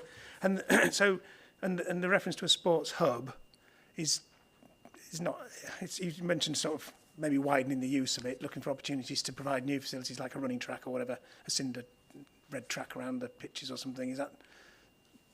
Yes, sir. Yeah. So nothing more fundamental in terms of buildings or whatever than that. It's no, I think the intention is obviously recognise the value as that as a playing pitch hub and providing those facilities that the junior pitch, I understand, very well used, a very successful junior football club. Okay. So, yeah. Okay, understood. So, and that's all dealt with. And sorry, the change to the policy was to make it a bit clearer that the developer was expecting to contribute to this. It's not something that's going to happen separate to them. It's their responsibility. That's right. So it's fundamentally it's a clarity point. Yeah. The change. Okay. Right. Any points that people wish to make about what's this part 2 of the policy, what it's suggesting, having heard the clarification from the council there? Anything anybody wishes to say about that? No? Okay. Right, anything from Peel's point of view in terms of your expectation and the proposed change, obviously making it clear that the developer's got a responsibility to help or to fund these things, I think, or will contribute towards these things. Yeah. Just a small point in relation to the football clubs, facilities and the discussion about Sports Hub. Just a small point to make that some of the potential improvements could help to increase the engagement and diversity of the teams that Bridge Football Club support, including in particular disability teams and the number of girls teams that they have on site, which they are one of very few junior football clubs that are able to offer that sort of support. They currently do offer that? They do offer some, but the facilities on site are of such poor quality that much of their disability team training, etc., has to take place off-site because the current pavilion isn't accessible. But yeah, obviously with an improved sports hub, that could take place on site. Okay, thank you. Right, okay, some signs of popped. I'll start at the top and work down this way. Mr. Morell. Thank you, sir. What seems to be mooted in point 2 is contributions towards recreational facilities. And that's all very well because it indicates a financial sum in lieu of some actual provision on the ground. It would be helpful if there could be more specifics about what is intended, and people, of course, mustn't lose sight of the fact that the whole area, as it is Greenbelt at the moment, has a significant recreational purpose in and of itself, which others have already spoken about. So that's my contribution on this point, sir. Thank you. Yes, actually, I'm just looking to see whether there's another part of the policy that deals with green infrastructure more generally. I don't think it is. I think it is covered by this point, isn't it? Which does say in terms retain and significantly enhance. Yeah, so those facilities, but then it's also as part of an integrated green and blue infrastructure network. Indeed, that's right. And then it goes on to this point about contributions. So obviously we've to an extent been focusing on the financial contributions aspect, but one mustn't in doing that lose sight of the first sentence of item 2. No, okay. Right, Mr. Bailey. Hi, thank you. Yeah, just I suppose another observation stroke question, I guess, on the wording in 2. I suppose the question is, does the council believe that this sort of additional commitment or more formalised commitment, do they believe that that will mitigate the risk that actually the football pitches are developed for housing in the future? And it's quite likely, I think, that is perfectly feasible, given that in 2016, when the site was originally put forward in GMSF, the intention was to build houses on the cricket, tennis, and basically the sports clubs. So it was just really what sort of protection is there, or reassurance that that's not going to happen, if the development goes ahead? Okay, well, I will let GMCA respond, but I mean, I suppose we can only deal with the policy as it's written, and the policy is pretty clear to say that they should be retained and significantly enhanced. There's no hint there that at some point they should be developed for housing. So, I'll see if GMCA have got anything that they wish to say about that. But I suppose, the words are pretty clear, I think. Any other points on this number 2 before we... Yeah, CPRE. I suppose it's just making the point that everyone at the moment who lives locally has access to the network of footpaths, and that's a free access all hours type of activity that everybody, all generations, can engage in, whereas the recreation facilities are probably enjoyed by a more narrow number of people at bits of the week, like in the evenings and during when there's football matches on and things. So it's just understanding. I don't know how that policy will enable additional public rights of way to be introduced in the surrounding neighbouring green space, because it will not have the same value within a development as it does as an unbuilt farmland area. Yes, understood. Which actually brings me on to a question I think that's arisen in my mind or been reminding me, whether, given the particular nature of this site and the number of foot rights of way that cross it, there should be something more explicit about how as I said, the reference to an integrated green and blue infrastructure network on the site is a fairly generic kind of requirement. It could mean all sorts of things. Obviously, we do have a master plan, but that doesn't form part of the plan. I'm wondering whether there should be something more explicit in this policy about how those rights of way should be retained and how the expectation is they should be incorporated into. Because obviously, if you run a footpath through a narrow gap between people's back gardens, it's quite different than if it's part of a wide area of landscaped green space, isn't it? And that may well be what you intend and hope to achieve, and it may well be what the developer is envisaging, but the policy doesn't seem to be very explicit about that. I'm wondering whether it should be. No, fair enough. I mean, I'll turn to Mr. Poole in a moment, but we do have a specific item at number 5 in this amended version, which talks about retaining and enhancing public rights of way across and around the site. Yeah, okay, in the transport section, but yeah. Well, yes. because it's sustainable transport, and you know, and also at item 3 we have the master plan, which you know, which isn't locking in an indicative master plan into the plan. This is talking about a master plan being submitted and approved, etc., for the whole site. So I would have thought, well, why don't you, if you don't mind suggesting to you, so if you take that one away and think about it, if you think there's something more specific is required, then it's not going to be at all difficult to be more specific. No, but I'm struggling to understand how one can be more specific than saying including retaining and enhancing public rights of way. Oops, hello. Another suggestion. And oh, look at that. There's something else as well, is there? Oh yes, and there's our thematic policy JPP7. I say these things as if I know them, so I'm reading from a post-it thank you. To protect and enhance public rights. Okay, well, as I say, we'll think about that. Because, I mean, you know, where these policies do add value to more generic policies like P7 is where they are quite explicit about particular features of the site and particular design requirements and layout requirements.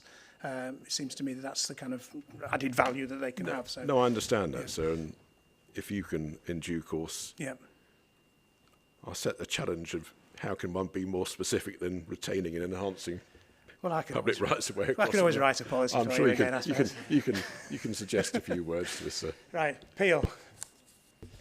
Just to say very briefly ahead of Mrs. Ralph addressing us, we are actively looking at maintaining. Yes, I'm so sorry. So we are actively looking at this issue at the moment to maintain the footpath network. And of course, as I said much earlier on, proposing a significant area of green space and open space within the site. I think if you need any more comfort on that, Mrs. Ruff can address those. Okay, well, I don't think we need more detail. I suppose it's if I think what you're saying is that you wouldn't object in principle to a more explicit requirement to have the network being the public right-of-way network incorporated into high-quality green infrastructure or something along those lines, rather than being left as a sort of. You've just written the words, and so fair enough. So to confirm, yes, we've been working on policy wording that already refers expressly to this. I think we feel that the existing wording as modified would be sufficient. That we'll still be looking at it, but we wouldn't object to including such wording as you said. Okay, thank you. Right, it says 11 o'clock, so I think we'll have a break now, unless there's anything further anyone wishes to say about point 2, or is anything final points that you wish to say? Oh, sorry, Mr. Morell. Yes, thank you, sir. The issue of rights of way and their various sorts are of particular importance with this site, simply from the basis of what we've discussed earlier about the recreational use of the site. There are a considerable number of user groups, be they runners, walkers, horse riders, dog walkers, who use this area, and enhancements and improvements to the rights of way network and the detail is very important to those groups. For instance, it's a little known fact that from the horse riding community point of view, the transit which rights of way in this area offer from one side of the borough to the other is crucial for safe off-riding routes and safe running routes, particularly for youngsters. So the devil will ultimately be in the detail, and I'm sure people would welcome detail from the developers as the thing advances. Mr. Poole can presumably help us out with some input from his colleagues in rights of way, and I think that might be beneficial for all concerned. Thank you. Okay, understood. Any final points you wish to say on this one? No? No, thank you, sir. Okay. Right, so what we'll do, we'll break. We may as well break until 11:30 actually, and then we'll pick up and go through the remainder of these parts of the policy before we move on to the viability issue. So if we have an adjournment now and resume at 11:30. Thank you. Thank you, sir.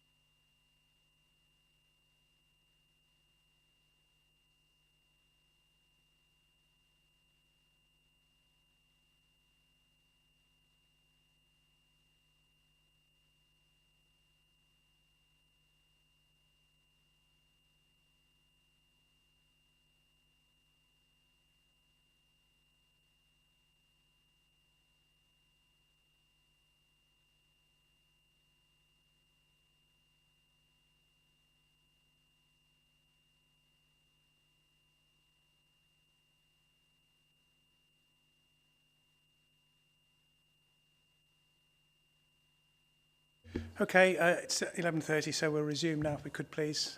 Microphones all fixed? Apparently so. Good, okay. Right, so let's just pick up where we left off. So we're moving on to part 3 of the policy now, which it's about achieving excellent design and sustainability, and specifically through master planning and use of design codes, which is, it's applied to most sites, I think, or certainly the larger ones, to ensure comprehensive development. I suppose the only question I have about that is whether there's a need to refer to an infrastructure phasing and delivery plan for this site, or is it not one that would be required on this particular site?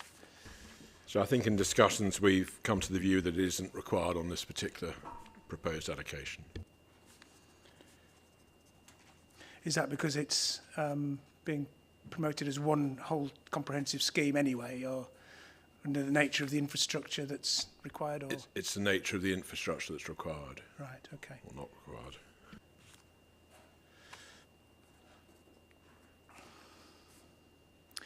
So I suppose some of the, that infrastructure phasing would, as well as the hard infrastructure like any roads and stuff, which we'd talk about, that would cover the green infrastructure provision. I suppose with a site such as this, where you have got requirements to, two things. One, provide quite a lot of green infrastructure because of the way the site's developed in quite a lot of small parcels, I suppose. And secondly, the requirement to provide these contributions to improve the existing recreation facilities. Is there an issue about the timing of those things in relation to the housing that would need to be secured through such a phasing strategy, or is that something that could be just worked through the normal rollout of conditions and things? You would expect the master plan to achieve that anyway, and normal conditions to achieve that. By the way, just referring back to our pre-break discussion about being more specific about public rights of way, I did just notice in looking through the later items that item 9 we've also got ensure high quality links and routes through to the wider countryside. So Okay, there's a we'll come on to that one, yeah. a yet third reference to the points there, but I'm sure we can still do better.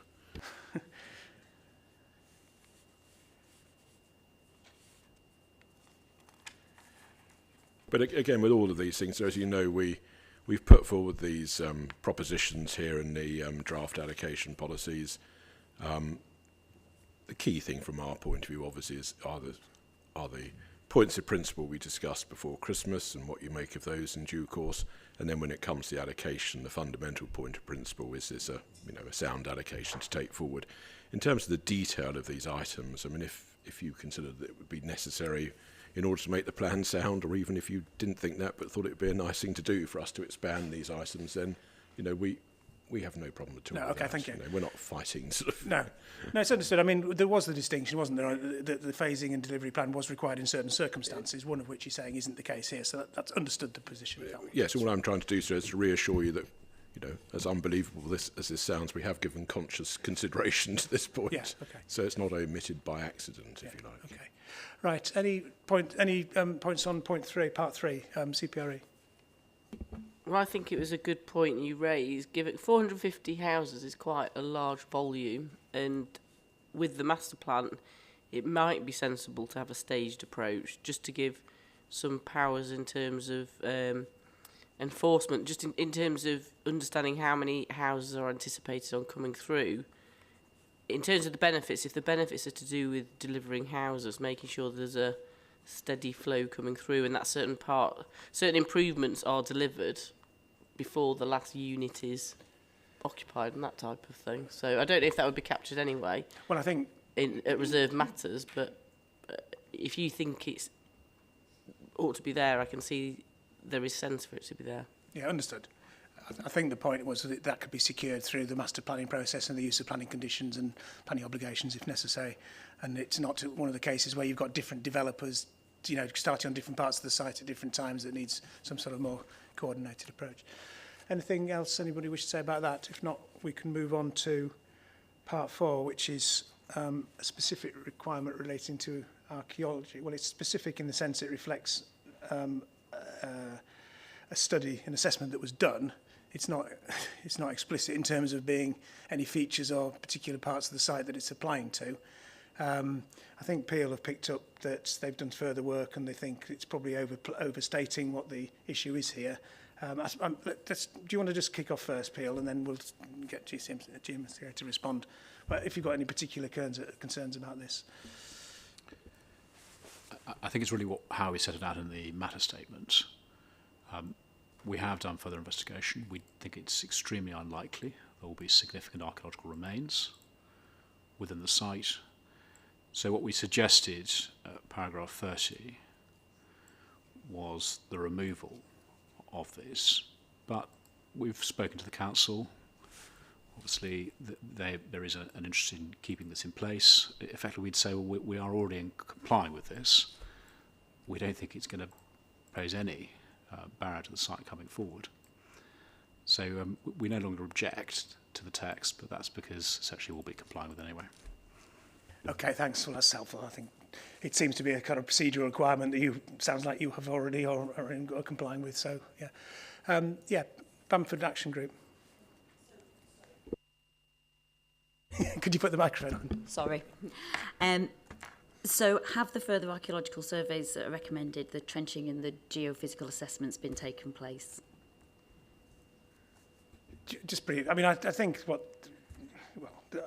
whether it's, I think that probably this requirement would probably stay in the plan. So if they haven't, I think they would be. But do you want to just clarify what further work's been done? Yes, so geophysical assessments have been undertaken, and the additional work referred to is either in the process of being undertaken or will be undertaken effectively in the near future. Okay, thank you. Right, okay. Anything on archaeology you want to say before we move on? No. So let's now move on to the well, the policy as submitted had four parts, I think, relating to access and transport. Is that right? The first one was about providing insight from suitable points on Norden Road. The proposed modification would delete that and the other ones and just have a generic reference to what's in Appendix D, the new Appendix D in the plan. So that general approach is in line with what you've proposed elsewhere, and I think it's as we kind of came out of the discussions that we'd had, so understood about reflecting Appendix D. Is the deletion of reference from Norden Road, why delete that if that's where you want access to be from?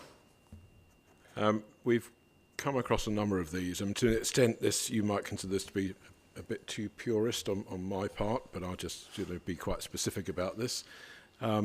I find items like this in policies that require you to have a suitable point of access, I mean, absolutely nonsensical, because if one puts forward an unsuitable point of access, presume the planning system will have something to say about it.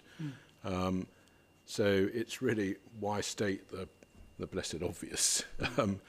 But if you take a contrary view to that, then so be it.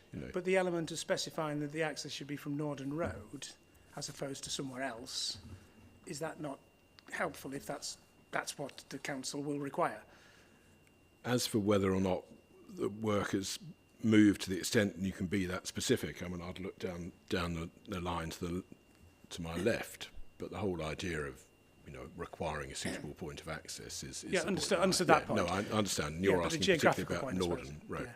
I mean, there is an issue raised about secondary access from Furban Lane or Furban Road at the northern end of the site, which potentially there's some disagreement about, I think. Do you want to... Well, that I think that disagreement has moved on, so it's as I understand it, so it's no longer pursued. But in any event, if I can just look to my left before I lose track of Norden Road, can I just look to my left? Yeah, well, deal with both those, because I suppose if yes, let's go. You respond. I mean, yes. I mean, the obvious main access is on Norden Road. That's what we'd anticipate. I think the locality assessment looked at obviously considered Norden Road in terms of the main access point, and then the reference to Furbarn I think was more as an emergency and a kind of link, active travel link there kind of thing. But yeah, I mean, as Mr. Kitkowski said, if it wants to go back in, there's no issue with that particular. I mean, it is clear that the main access would be off Norden Road, and that's what's been considered through the kind of model, if the traffic modelling work. So, yeah, that's okay. Thank you. I think it was just to be considered because we've got this in some policies and not others. So I think the idea of being consistent was leave it reference to the the work that's Yeah. been done. The consistency point, that's right, is because we've had some policies almost on a random basis will say have a suitable point of access. Sometimes you specify from where, and some policies don't, even though it's absolutely obvious that to get to the site you're going to have a suitable point of access. So, you know, that's the underlying justification. If you think that there's something wrong with that, that's absolutely fine, and you know it can be corrected. But one would have to be consistent across the piece. You couldn't just have some allocations saying have a suitable access and other allocations not if you're going to go down that route.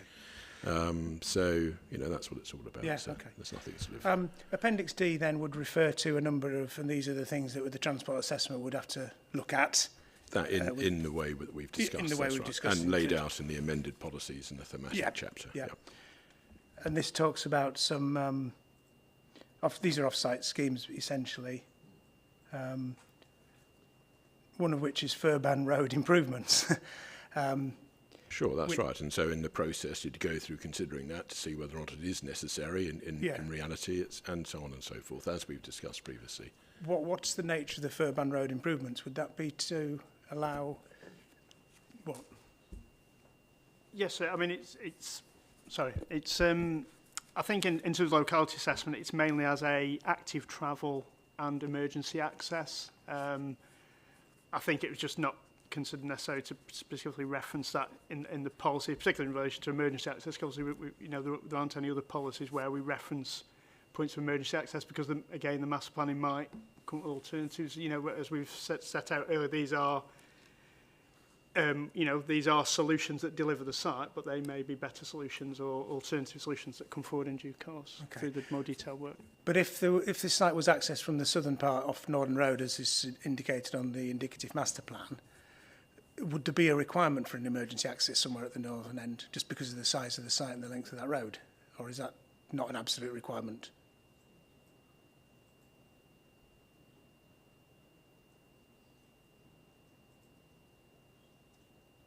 Or is it not known at this stage? Yeah. Yeah, I think it's like I say, we've tested it, and that those work kind of now in terms of delivering the site.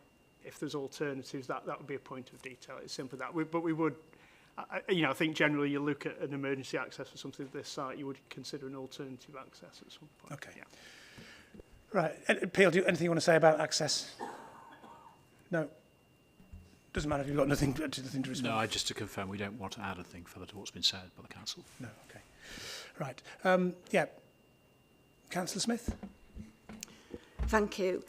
We're very concerned about these access points. It does seem very vague. I think we would need confirmation about the Northern Road access points, and certainly if you were a resident of Northern Road, you would be concerned about it. And we'd also like to have confirmation of the plans for Furban Road. Is it going to remain an emergency access point or upgrade it to a regular access point? And if it was made into an access point, then School Lane, which is a quiet lane, and I'm speaking that it is designated as a quiet lane, could become a rat run, and how would you propose to prevent that? Understood the issue. So your plea would be for a bit of clarity in the plan to see. Yes. Going back to what you said about Northern Road then, you're saying that there would be concerns about access to Northern Road, but... There would be concerns about access to the site from Northern Road. Yeah. There are rows of houses on the other side of the road. It's a narrow road. There are several roads going into it. And I know residents are already concerned about the volume of traffic on Northern Road. And there would be even greater concern with new access roads on the other side. But you're not suggesting that there's a better way of accessing the site than Northern Road? I don't think there's any good way of accessing the site. Yeah. Okay, thank you. Yeah, just to reiterate what Angela was saying there, I think as a community we have deep concern about the possibility of there being any access through Furban Lane, because that really would open the floodgates to, as Angela says, School Lane, Ashworth Fold, Ashworth Valley being used as a rat run, particularly for the route to Bury, because it would be the swiftest way of gaining access to Bury Road without going all the way around the estate and coming down onto Nordin Road. You know, so I think if Fairburn Lane was used as an access, that would actually be quite inevitable, which would then have significant impact on the utility of the quiet lane and so on for recreation, which we're actually hoping, even if this were to go ahead, we'd have those extended areas available. So it would have a significantly detrimental impact on those areas. Thank you. Understood, thank you. Yeah, Mr. Morell. Thank you, sir. I think Mr. O'Brien has said it on behalf of both communities.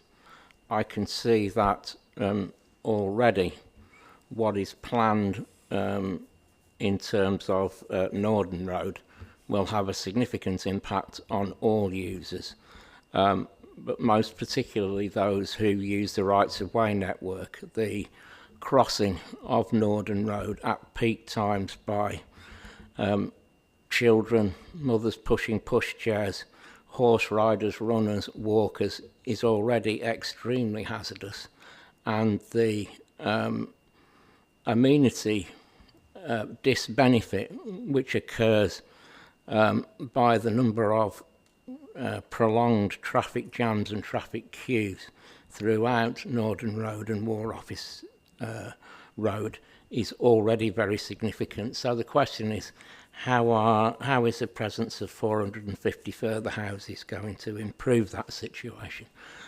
Turning to the issue of Fairburn, I'm inclined to be in entire agreement with both Councillor Smith and Mr. O'Brien that from the point of view of the community in Norden, I think we could say that this is a red line item, that they would not find it accessible because of the impacts which Mr. O'Brien and Councillor Smith have already adequately articulated, and I think both communities stand as one on that issue, so thank you.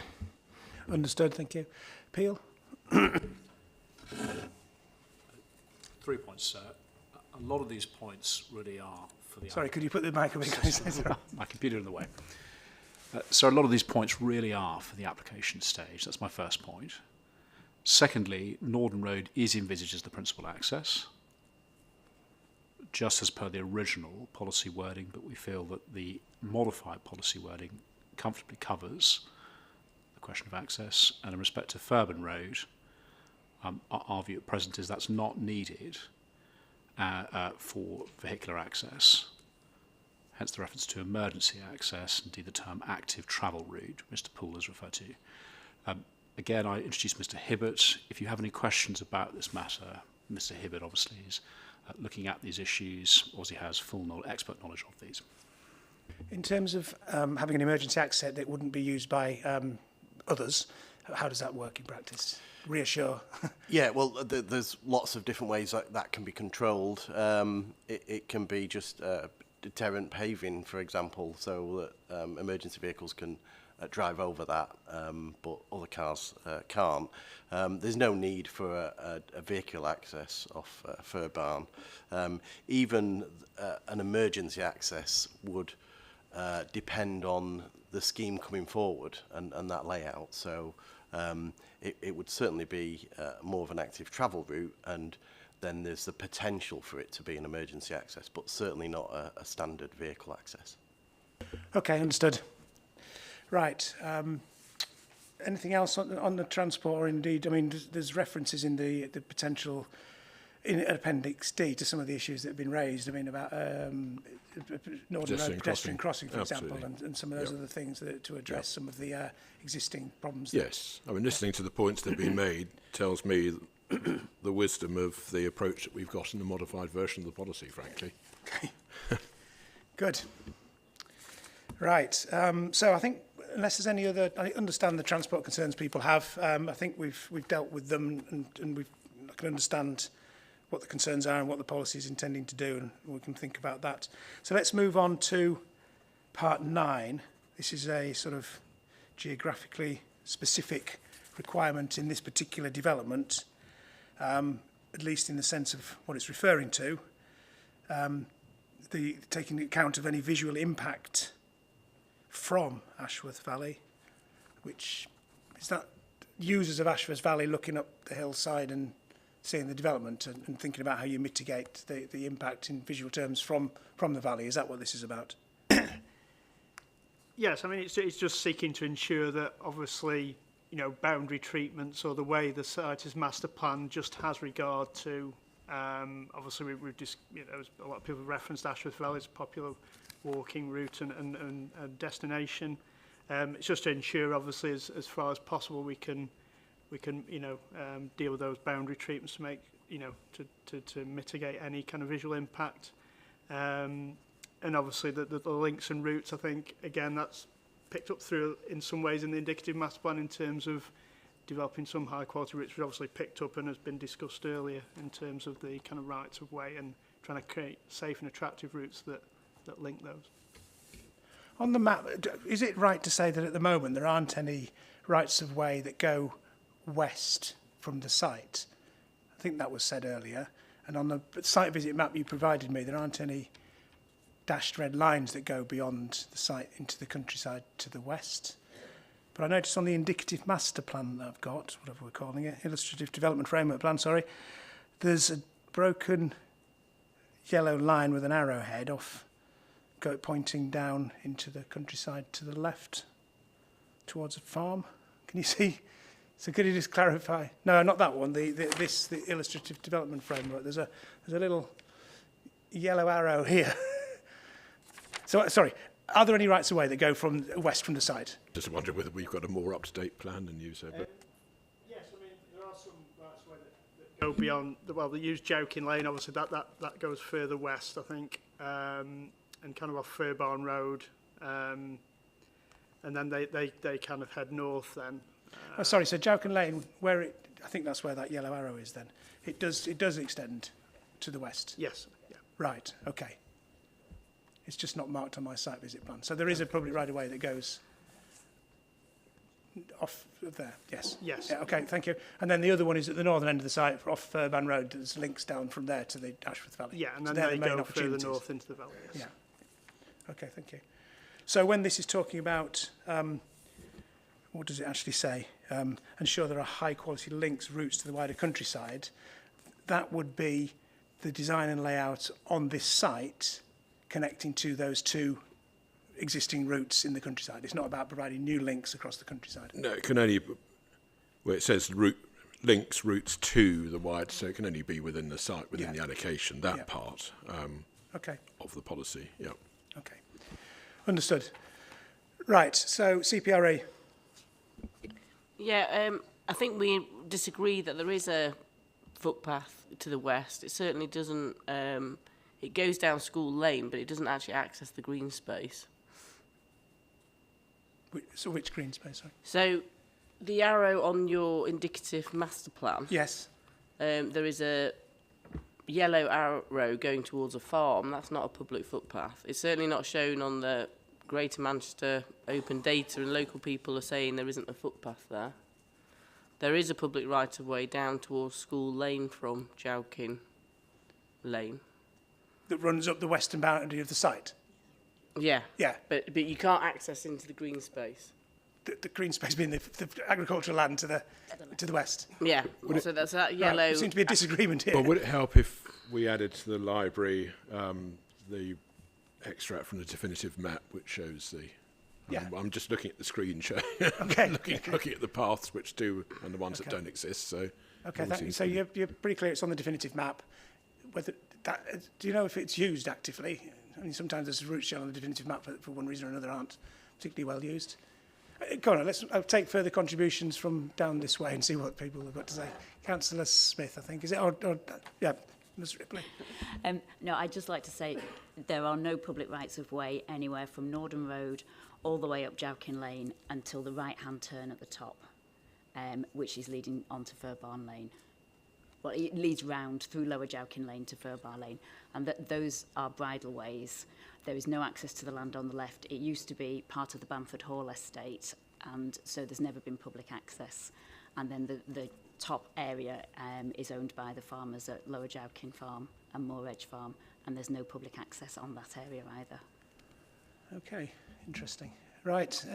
Let's move on. Mr. O'Brien, is it? Yeah, thank you. Just for clarification, the first west, because I walk all these footpaths, and the first westward route is down the Naden Valley, which is actually after Joking Lane finishes. You go past a farm called Waterloo Farm, down a dip, up a dip, and then turn left, which is westwards. All the Greenbelt land, all the way up Joking Lane, there is no access to that whatsoever.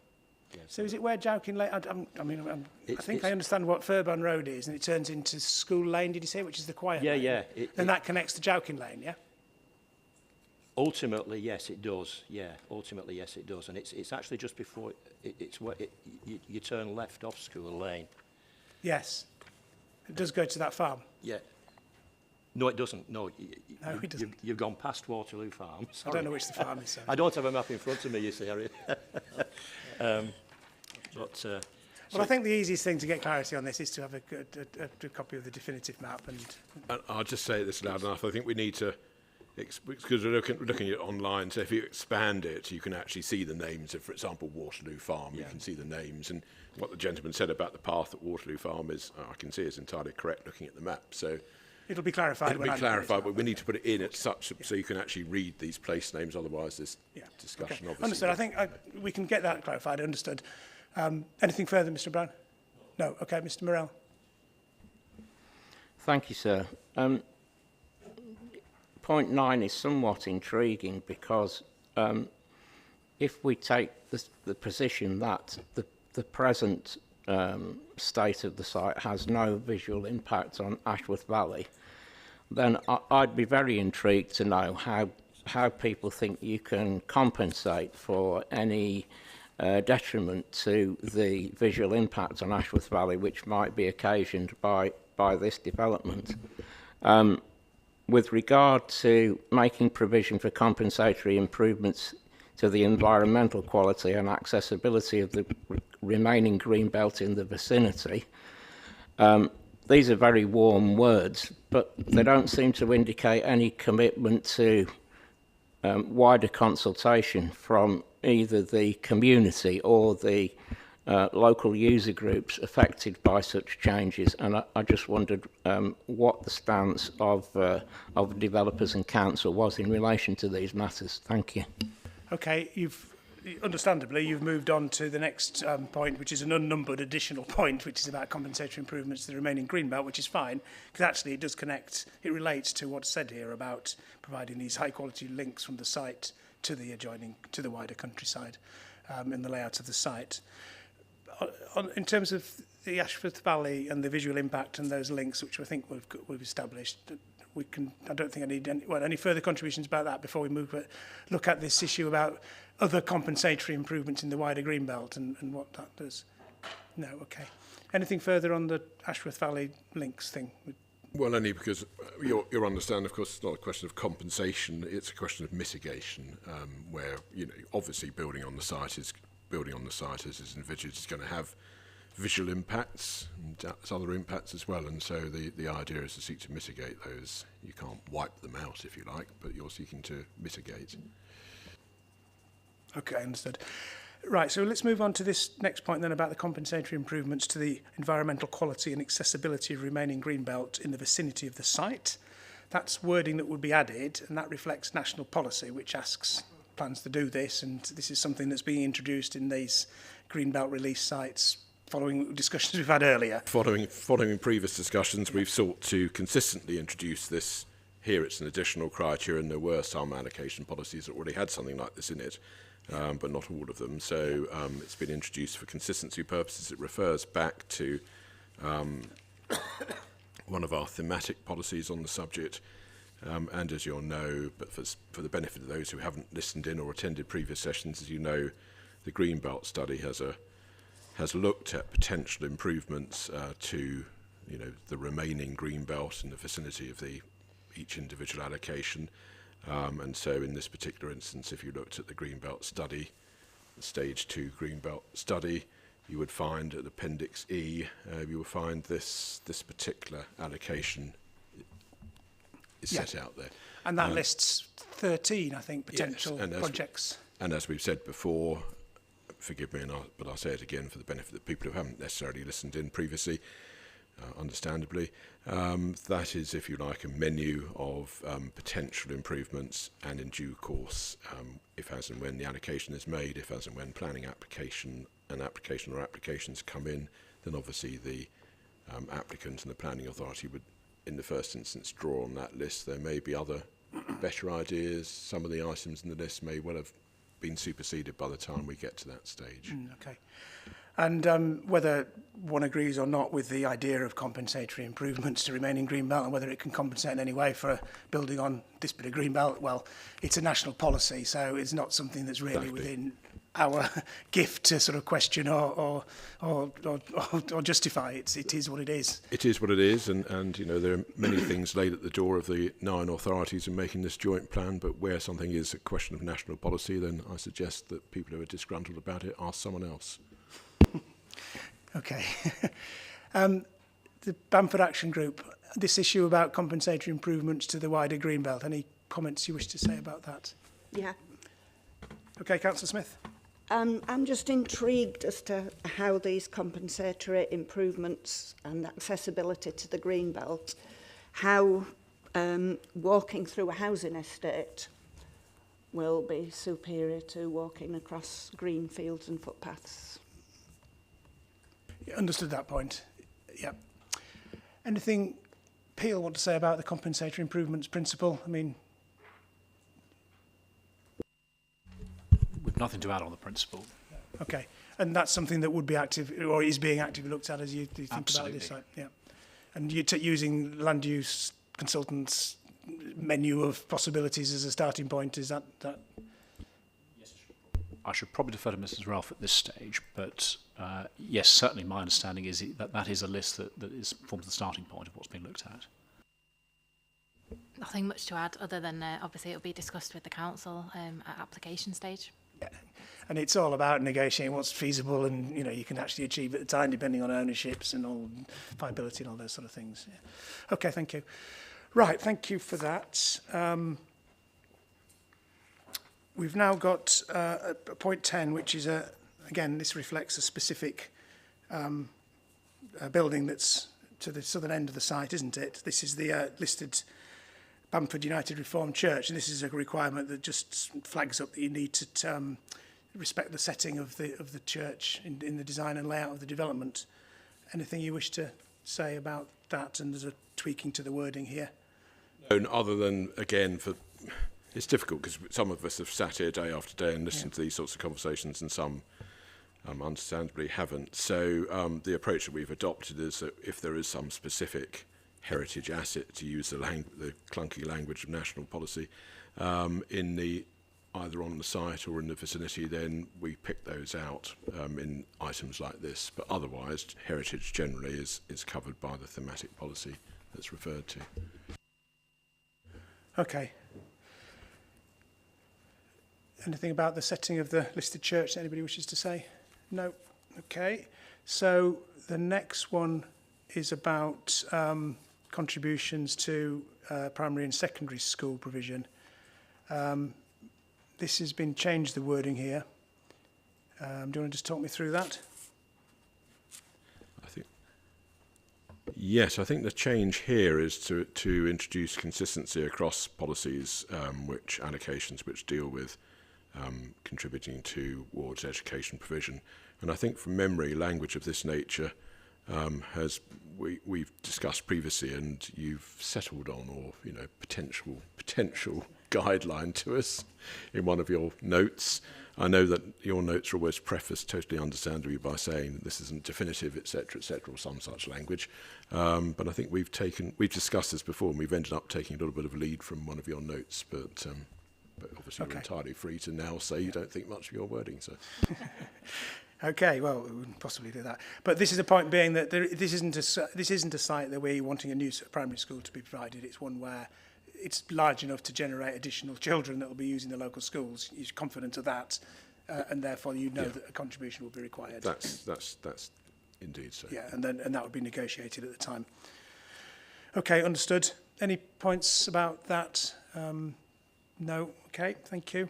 And then the final part of the Oh, there's a crossed out point 12.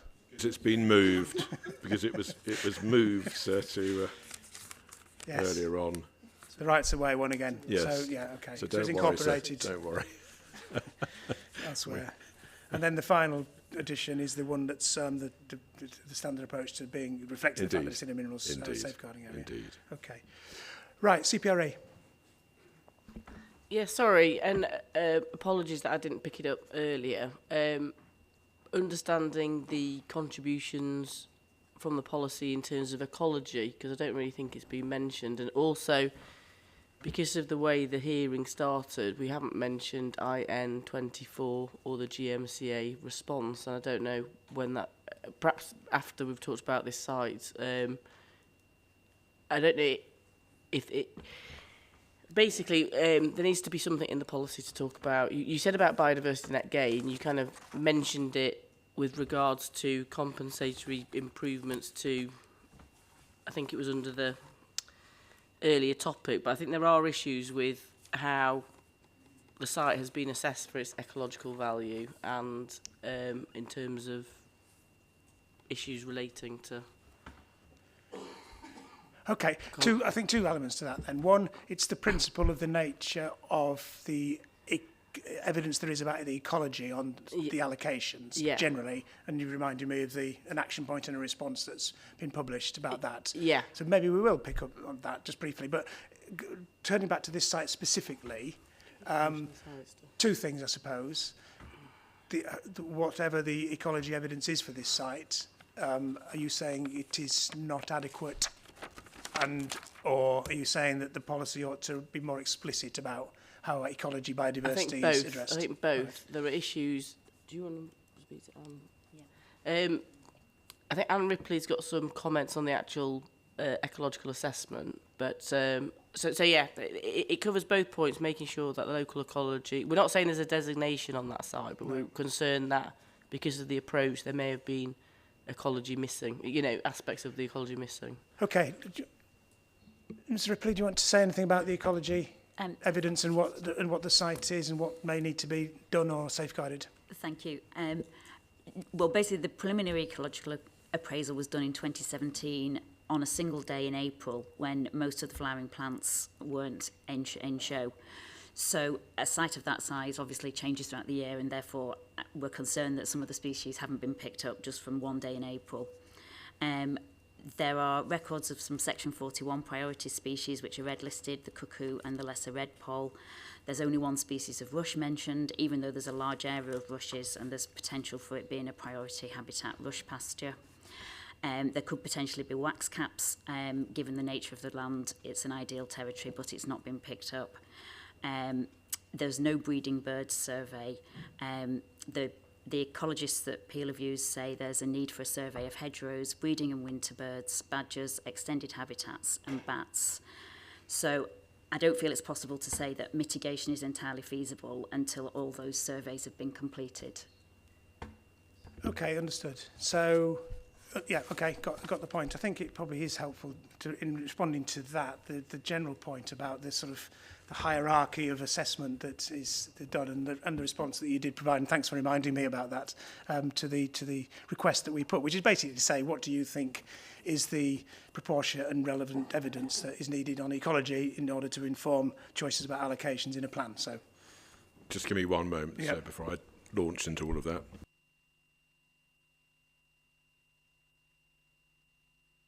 Someone not here? No, so we had the gentleman who's previously from the ecological unit who's previously contributed. Yeah. He was here, and then we foolishly thought that ecology wasn't going to be raised, and it's been raised at the last gasp as an afterthought, actually. So there you are, but never fear. So I'll sort of muddle my way through this. I mean, we've put in a comprehensive paper, which is our GMCA 43, in response to your request in IN24. And to cut a long story short, well, a relatively long story short, as far as we're concerned, we have carried out a perfectly appropriate level of assessment to support this and other allocations that are proposed in places for everyone. And one mustn't muddle, if you like, or conflate the various different stages of detail of ecological assessments as sites progress through the planning process. And this is, at this stage, as far as we're concerned, a high-level overview assessment, which then looks at individual proposed allocations in that sort of high-level way is perfectly appropriate in order to put forward a plan with allocations in it, proposed allocations in it. That's not to say that, you know, what we know now as the definitive end view state, if you like, in relation to ecology, because it won't be, because as allocations are taken forward, assuming they're made, as allocations are taken forward through the planning process, there will be a need in any event for further detailed survey work, etc., etc. So as far as we're concerned, we know enough to give us confidence that, you know, each individual allocation where ecology is potentially an issue, enough to give us confidence that the allocation is sound. The evidence basically, as you know, under the framework needs to be proportionate, and as far as we're concerned, the evidence here is proportionate. The detail is explained, if I might say, explained very well, explained in GMCA 43. I think there's been a great deal of misunderstanding about ecological matters, and our paper seeks to clarify the position. So just to make sure we understand what that paper says, it's basically saying that something called a preliminary ecology assessment has been done for each site. It's been set out here in that paper, sir. What we haven't done in the paper is to indicate for each site exactly where the source material can be found, because we've run out of time, to be honest. No, that's fine. We didn't ask for that. But the principle being, but not only that, that the involvement of the ecology unit. Yes. Who are the what's the technical phrase? They are the record holders. Indeed. Yeah. There's a particular term which is used in the paper, isn't it? Which I'm now just looking for. Can someone? Well, no matter. It's all right. But it's in the paper. It's in the paper. They have a role that is recognised in national guidance, etc. Exactly. About being the keepers of comprehensive data, and that's right. And they have an expertise, and they've been actively involved in the preparation of the plan advising. So, is it fair to say that it's a local record centre for Greater Manchester? That's it, local record centre. Yes, it was in paragraph 15 of the So note. is what this paper saying that, in addition to whatever report or reports there are in the examination library for each site, there is a process that was undergone involving that unit who bring expertise and knowledge of sites. Yes. So the evidence is not just the one report. There's more to it than that. Not just the sort of half sheet of paper in one, as you find in some instances. Right. No, that's right. That's the whole point. And the paper 43 seeks to explain that process and the involvement of the Greater Manchester Ecology Unit and their very considerable experience and expertise. Yeah, okay. And the fact that there's different types and levels of information about ecology for different allocation reflects the fact that you do a high-level assessment and that leads you to ask some questions, answer some questions, but you need to drill down further, whether it's because of statutory designations or whatever else. Indeed. So there's a hierarchy. Indeed. Yeah. So some sites it may look as if there's not very much, but that's because of a high level and the knowledge of the ecology unit. They think, well, that's adequate for this, and the rest can be dealt with subsequently. That's right, and the whole point of paper 43 is to explain that process. That, in other words, as far as we're concerned, we have an appropriate degree of evidence to enable us to put forward each of the individual applications that we're putting forward. Okay. Enough at this stage is the point. Remembering the various other stages that follow if, as and when the plan is adopted, and including this allocation, if this is the one we're talking about at the moment, or any other allocation where ecology is an issue. We need to be careful here about exactly what the process is that we're dealing with. Okay, thank you. Right, CPRA. Yeah, thank you for that. I respect the fact a lot of information has been put in this note, but I did meet with a couple of colleagues last night, a couple of officers from the Wildlife Trust, who still maintain that there are issues, even with this note being set out. For example, inconsistency in approach, and where promoters have put evidence in, it's sometimes related to a parcel of land on a site, not the whole picture. So it can be misleading in terms of the overall impacts of a development of scale. on a wider area. And I don't know how that... I know some of those two individuals will be coming to the sessions to talk about different sites. It might be something that they can then talk to you about if you think it's appropriate, or whether it would be appropriate to have a additional session to have all the ecologists in the room in terms of Greater Manchester Ecology Unit to, if there is a misunderstanding about process, so that can be kind of laid to rest. I don't know, with a right to reply almost. Okay, well, we'll have a think. I mean, obviously we've got the note. Yeah. And it's a response to what we've asked for. Our way, I mean, we thought it was helpful. And it clarified what the view is there. We'll take views from others about whether they agree or not on a site-by-site basis, really, because I think that's the easiest way to do it rather than the generality. If after having gone through this discussion about this site today, the other site we're talking about today, etc., and others, if we think there's a general point that we need to revisit, we could have such a discussion.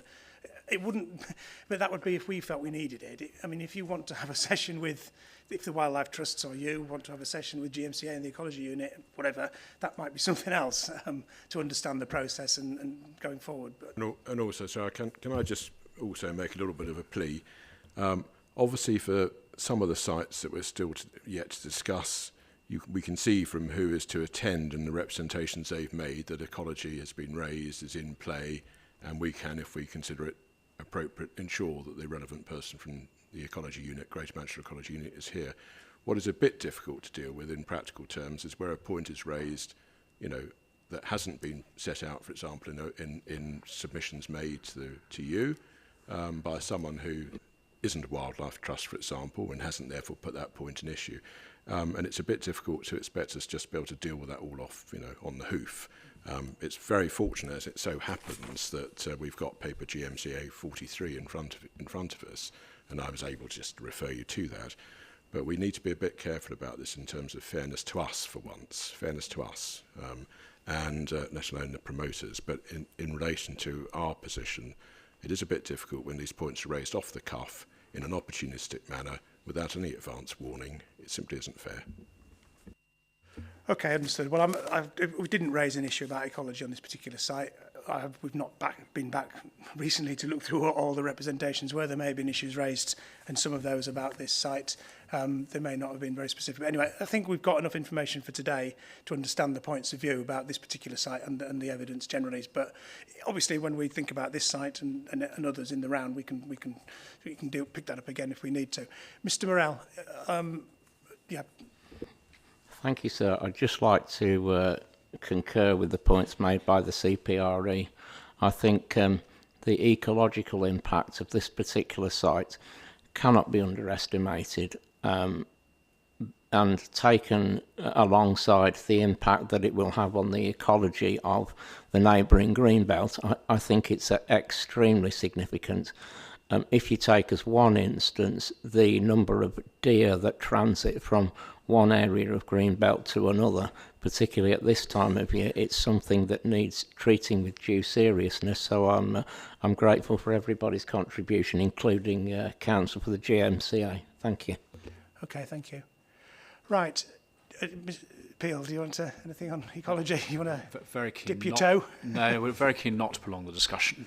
We just want to obviously say we fully support the 2 points principle raised there by the GMCA.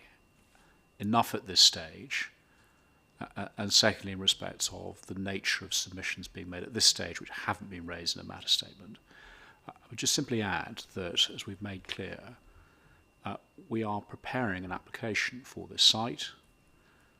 Thorough species surveys have been carried out. Our position is it can be mitigated. Those surveys, of course, will be considered at the application stage. So our position is that in ecological terms, there's absolutely no barrier to this site coming forward, and the proper stage for that to be considered, of course, is by the local authority when that application is submitted. Okay, thank you. Right. So let's now, unless there's anything else about the wording of the policy that we haven't dealt with, which I think we have dealt with it all, I'll move on to the final issue on the agenda for this site, which is about viability.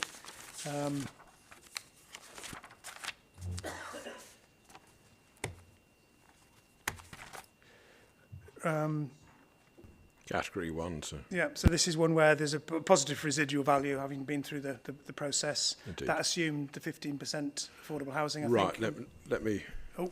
Yes, but let me just clarify a point that was made earlier on, because it was one of the points made way down to my left earlier on was that if you look at the viability sheets, you won't see a percentage in the work that we've done, a percentage set aside. That's because for 2 authorities out of the 9, we have this rather, certainly in my experience, unusual approach of in effect taxing the development value of a scheme, as opposed to saying 5%, 10%, 15%, whatever it is, would be affordable.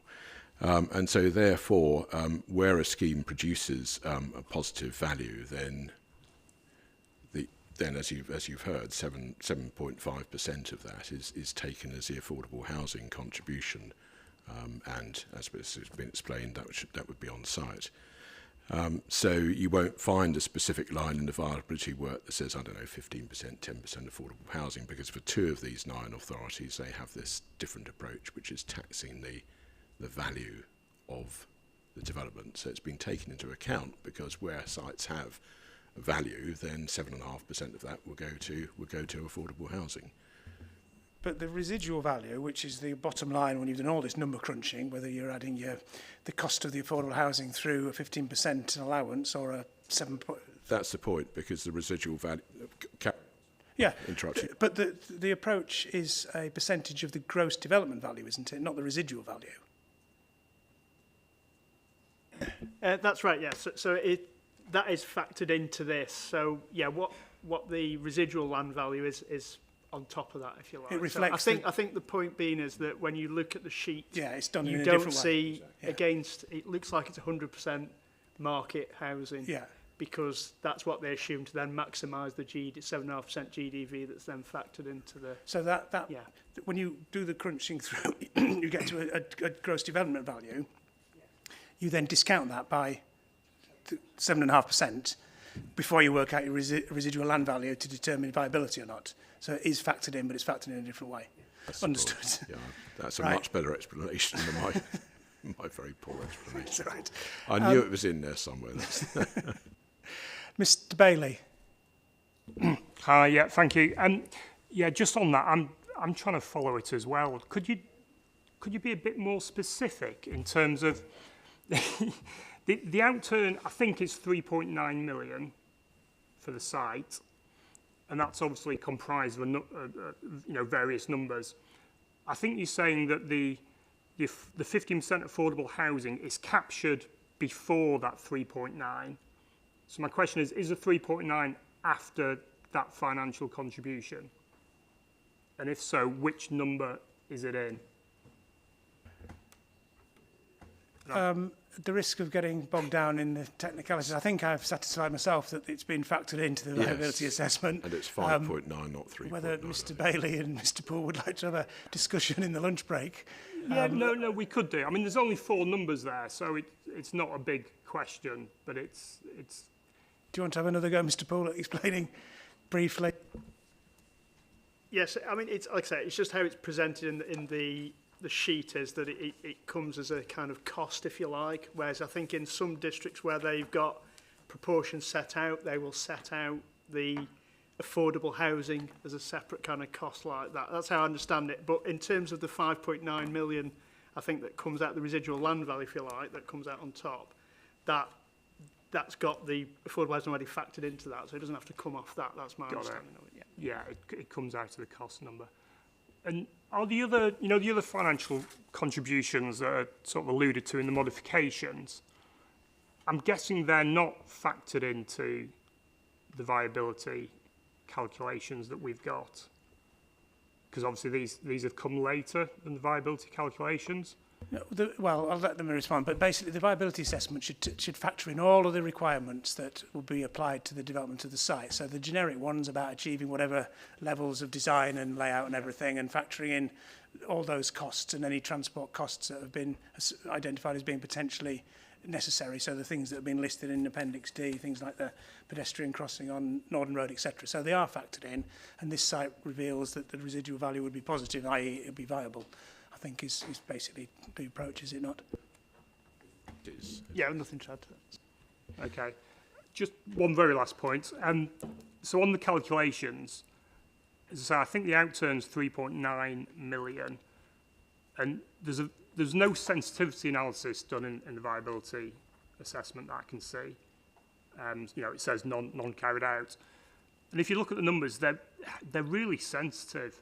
There's less than 2% sensitivity turns this into a loss, and so you know it's just a question around why wasn't a sensitivity analysis done, and how confident can we be that with such a small margin, how confident can we be that it is still viable? Okay, well, I'll see if GMCA want to respond to any of these points. But Mr. Morrell, anything on viability that you wish to say? Yes, indeed, sir. Thank you. Mr. Bailey has alluded to the fact that that there's no risk calculation or anything that's visible in these figures, and of course, the other thing that is crucial is the inflation that is affecting all aspects of the construction and building industry at the moment, and I wondered what contingency had been built in to these particular calculations to ensure that they are resilient and credible going forward. Thank you. Anything Peel want to say about viability? Yes, so to my right is Mr. Spilsbury of CBRE, obviously a viability expert, and he can address this point about whether there is the sensitivity that's been referred to by the objectors. Thank you. So in relation to the point around sensitivity, I've seen reference to it made in Mr. Bailey's matter statement.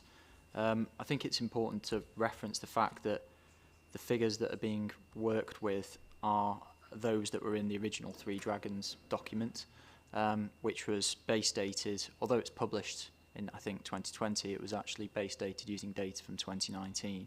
So whilst there's been reference from both gentlemen of the inflationary impacts that we're seeing in the current market, what it actually doesn't include, if we look at just purely a downside sensitivity, which is included in Mr. Bailey's analysis, it doesn't include any of what we've seen happen in the market in the intervening period from 2019 to today. I'd just like to draw the inspector's attention to a couple of documents produced by GMCA. One is the update of the PFE allocations viability position, December 2022. Within that document, there's an Appendix B produced by Three Dragons. It's called EIP Briefing, Market Changes in House Prices and Costs, November 2022. So that document is actually utilised to run some updated analysis, not specific to this site, but across a range of the allocations, and it utilises Land Registry House Price Index analysis from July 2019 to August 2022, and that demonstrates that house price growth across Greater Manchester equated to just over 33%, and actually for new build housing it was 41%. In contrast, over the same period, the RICS BCIS all-in tender price index, which is often used as an analysis for this type of work of construction cost growth, recorded a construction cost inflation of 9.3% over the intervening period. So I think the key implication is there is data within the evidence base that shows that value growth has actually quite significantly outstripped cost inflation. So appreciating the reference to the sensitivity analysis showing a downside sensitivity only, and the reference to it being very sensitive and potentially tipping that positive figure into a negative figure, if that actually accounted for what's probably between 24% and 32% outstripping of values compared to costs over that period before running those downside sensitivities, it would show some very different results and actually still remain positive even in today's market. Okay, understood. Thank you. They may have replied on your behalf.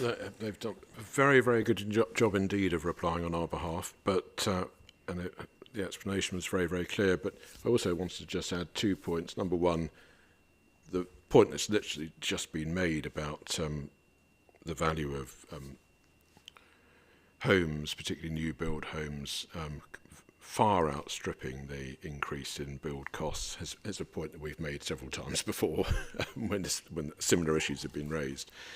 And secondly, and as personally, the evidence base that we have is perfectly proportionate. It's perfectly fit for the task. Okay, Mr. Bailey, your nameplate's up, is it?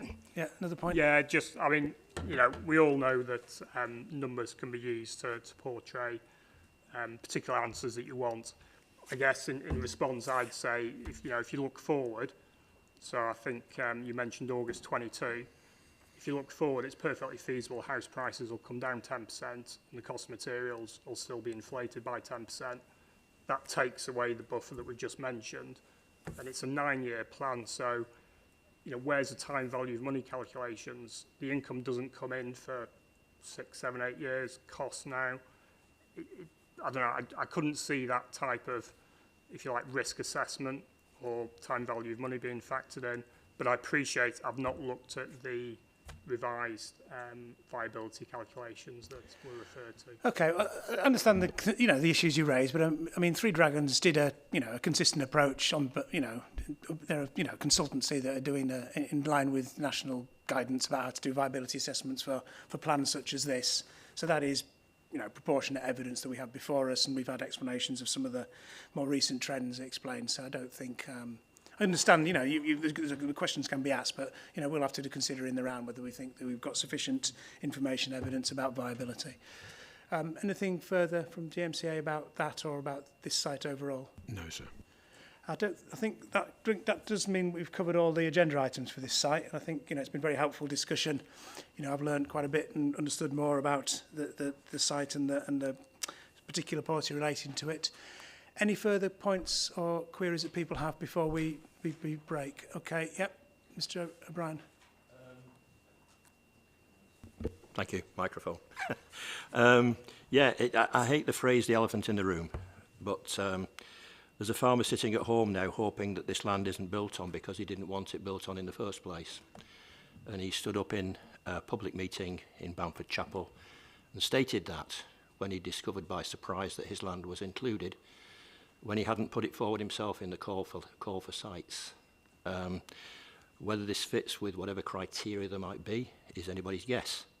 But this question was actually raised with Andy Burnham at a meeting on the 2nd of February 2019 at MMU about landowners finding their land included against their wishes, to which he replied, if it is their land and they don't wish to sell, I should say that should be the end of it, and I think that should be respected. Thank you very much. Okay, well, I mean, okay, look, do you appeal? Do you want to respond? Not sort of the sake of it. We understand there's a comment that was made a number of years ago. The position has plainly moved on quite a bit since then. So we don't think there's anything in the point at all. Generally, I mean, allocations are considered against their planning merits, the costs and benefits of developing a site. Owners' preferences can change over time. We have, under national policy, we have to make a judgment about whether a site, if it's considered developable, it's likely to be available at the point envisaged for development. And there's not a very high test. It doesn't have to be owned by a developer to pass that test. I understand what you're saying and what may have been said in the past. Obviously, we've got developer interest and they're confident they can bring the site forward. So that's the information we have. So understood, but we'll make a judgment as to whether we think there's a reasonable prospect of the land being available at the time envisaged.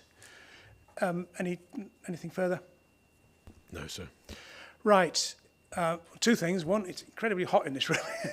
Isn't it just? Yeah. Isn't it just? And 2, I with apologies to the But you'll find, participants here who are wanting to move on. To your left, there's a very happy person, though. So.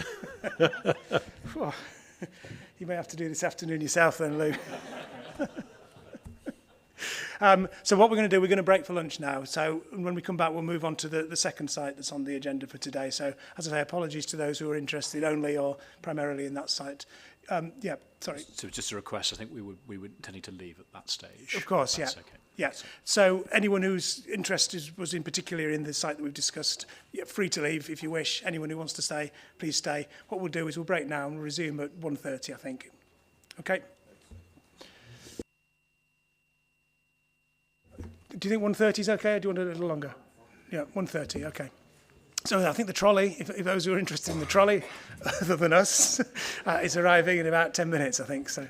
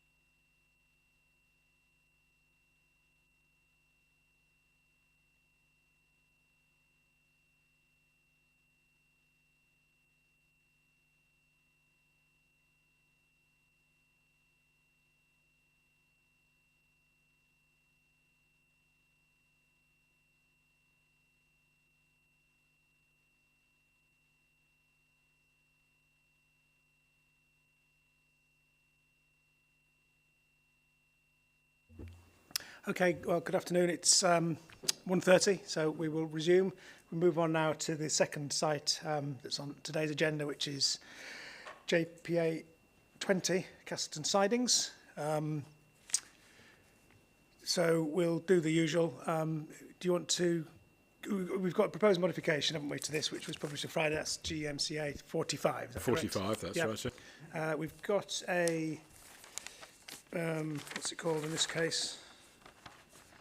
Illustrative master plan, an examination library, and the site visit. Is that the same as the one you've got? Bigger version?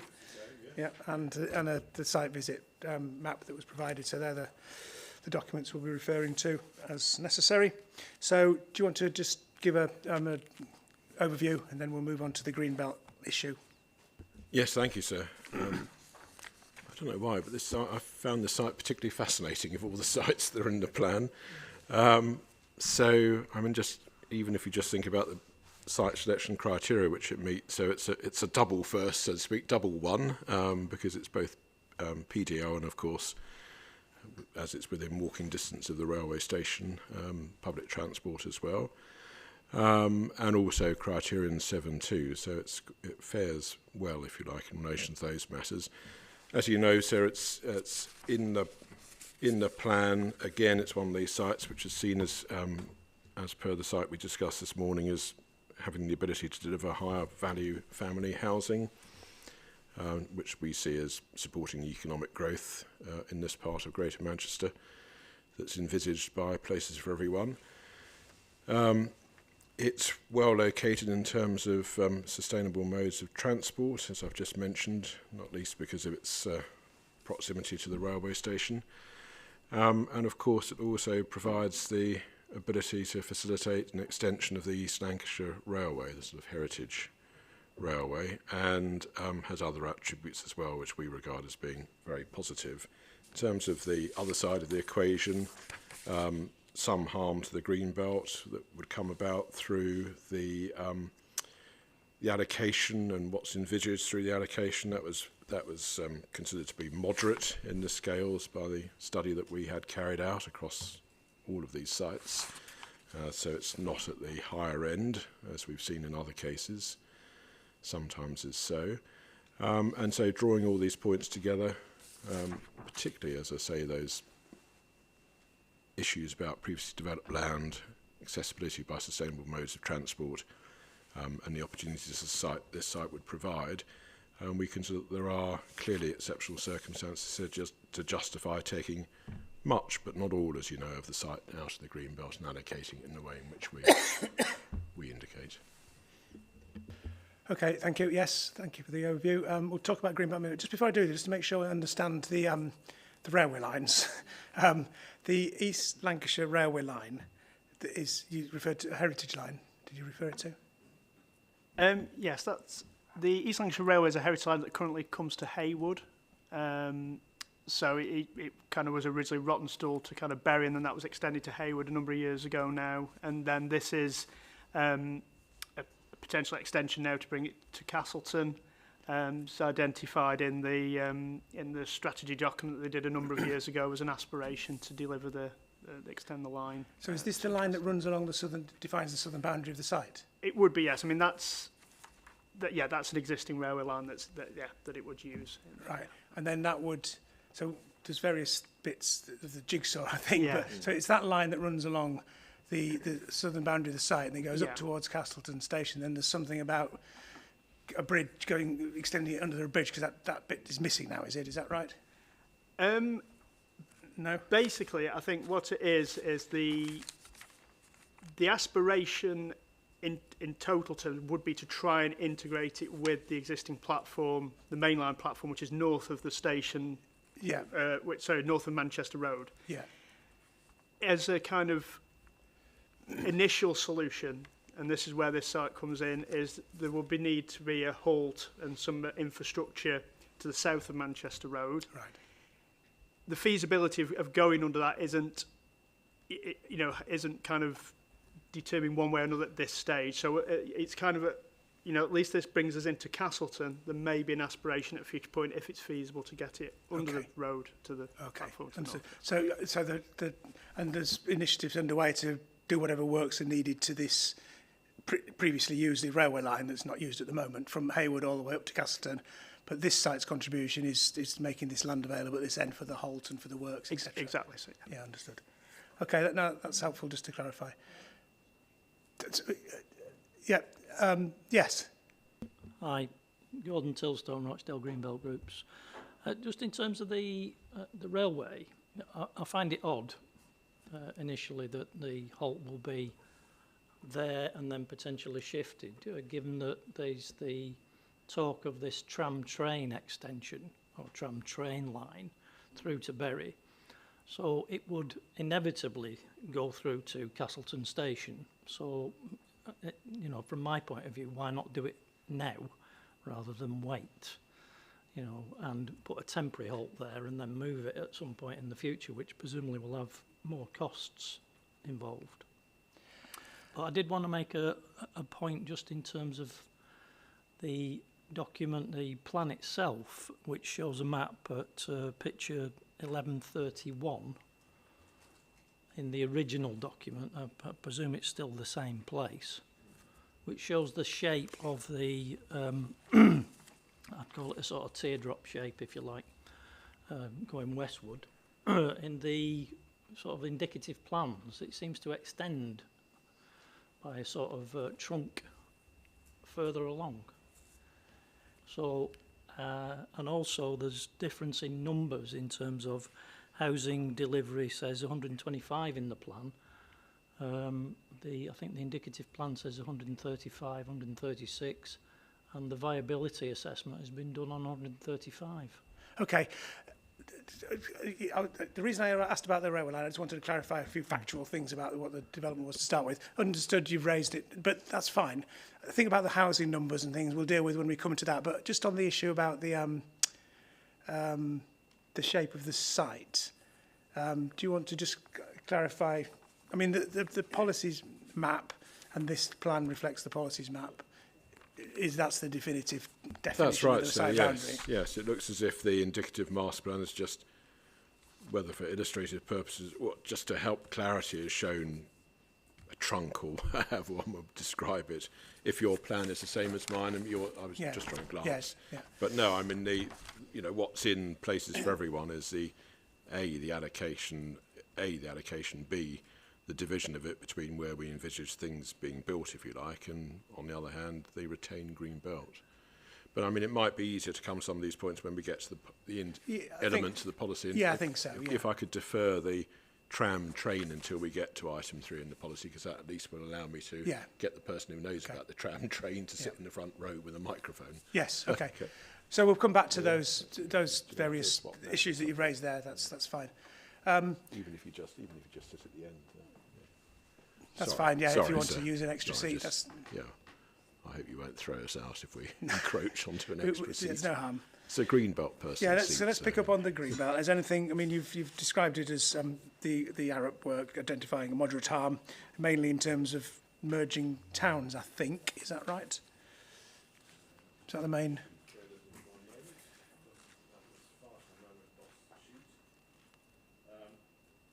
It's mainly in relation to merging towns. That's right, yes, sir. Yep. And the towns that it would... well, it would be Castleton and Hayward in this instance. Okay. Anything anybody wishes to say about the greenbelt harm at this site? No? Okay, you're content with that analysis? Right.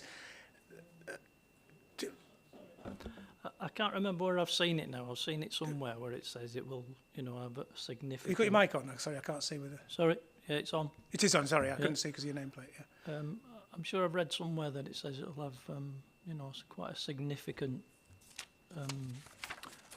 not harm, it doesn't say in one of the documents, but it does say it will significantly affect the green belt between Hayward and Castleton. But I'm just trying to find that, I'm sorry. Right, it's okay. I think that the assessments have been done on a number of different levels. First of all, larger parcels of Greenbelt were looked at for what their role was, and obviously there's a larger area of Greenbelt between Castleton and Haywood that may perform certain roles.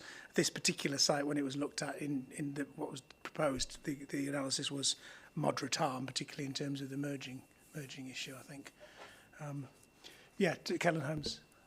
Just to help with that particular point, I think there's reference to the additional harm that might occur if all of the site was released from the Greenbelt, and that's why not that I think in keeping the development pegged back, it avoids that significant harm. I think that's where the reference comes from. Okay, thank you. That clarification. Okay, can we just let's deal with the Greenbelt boundary now, since it's been raised, and there is I think there's a policy that relates to it, which we can look at in detail. But basically, what this does is retain some of the sites within the Greenbelt.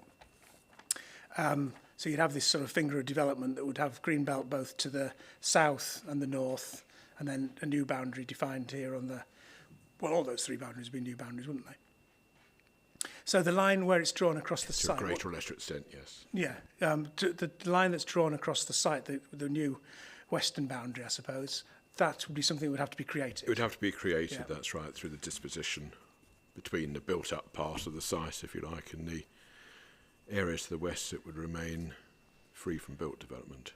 And the reason the line's drawn in that particular part of the site, what was the thinking behind that? I'll go to my left, but as I understand it, I mean, obviously there's a need, if you're going to do this in the first place, there's a need to accommodate, first of all, the land that we wish to have made available to facilitate the extension of the East Lancs Railway. Of course, the homes that are proposed, exactly how that's going to be disposed on the site, what's the most logical place for the various elements to be placed on the site, led us to, as I understand it, the decision that the amount of land that's shown is what's required for built development and these other things which are referred to in the draft allocation policy, leaving part of the site to the west which isn't envisaged for built development and which is therefore seen as being appropriately retained in the green belt. I think it's probably no more, no less than that, is it? Yes, that's pretty much it. I mean, in terms of the land, obviously there's the land below, which is the kind of triangle site, and there's a kind of branch that comes there. So I think it's kind of trying to tie into that a little bit, just in terms of, but yeah, I mean, it's basically what, you know, in terms of considering those issues that have been made. I mean, if you looked at this, the plan, the site visit plan, if you drew a kind of imaginary line from where the Greenbelt is to the west of the housing estate to the north, you drew it across the golf course, it kind of lines up with that. Yeah. And then to the south, I suppose there's a woodland, isn't there, in that triangle that you described? Yeah. That kind of contains the development on the southern side, is that? Okay. But anyway, the western boundary would be defined, and that would be through what, sort of a woodland type planting area, or? Yeah, so I mean, boundary. I think there's reference in the policy as kind of indicated by the LUC work. That was kind of came out of the LUC work. There'd be a need to define that, and that should be included in the policy. So there's reference to you know, to kind of treating that boundary, if you like, in order to kind of delineate the Greenbelt boundary. Okay, we'll come on to the detailed wording next. In terms of the other Greenbelt boundaries then, that would run along the north and south, the boundary with the golf course to the north, that's quite strongly defined at present with sort of trees and hedgerows, yeah. And to the south equally, there's that sort of the woodland and vegetation along that, is there? Yeah, well, and on the line. On the line, yeah. Okay, so the main boundary to be created and clearly defined is obviously the western one. Yeah, and we'll come on to what's intended for the land that is west of that as well, because that's brownfield land. Yes. Yeah. Okay, understood. So I think I understand the Greenbelt extent and the boundaries, etc. Anything anybody else wants to say about the Greenbelt boundaries and the extent of the site and the development area? No. We'll deal with Greenbelt compensation later because there's a policy requirement. I can't remember if there was, but there's certainly been one I did. So let's deal with that in due course.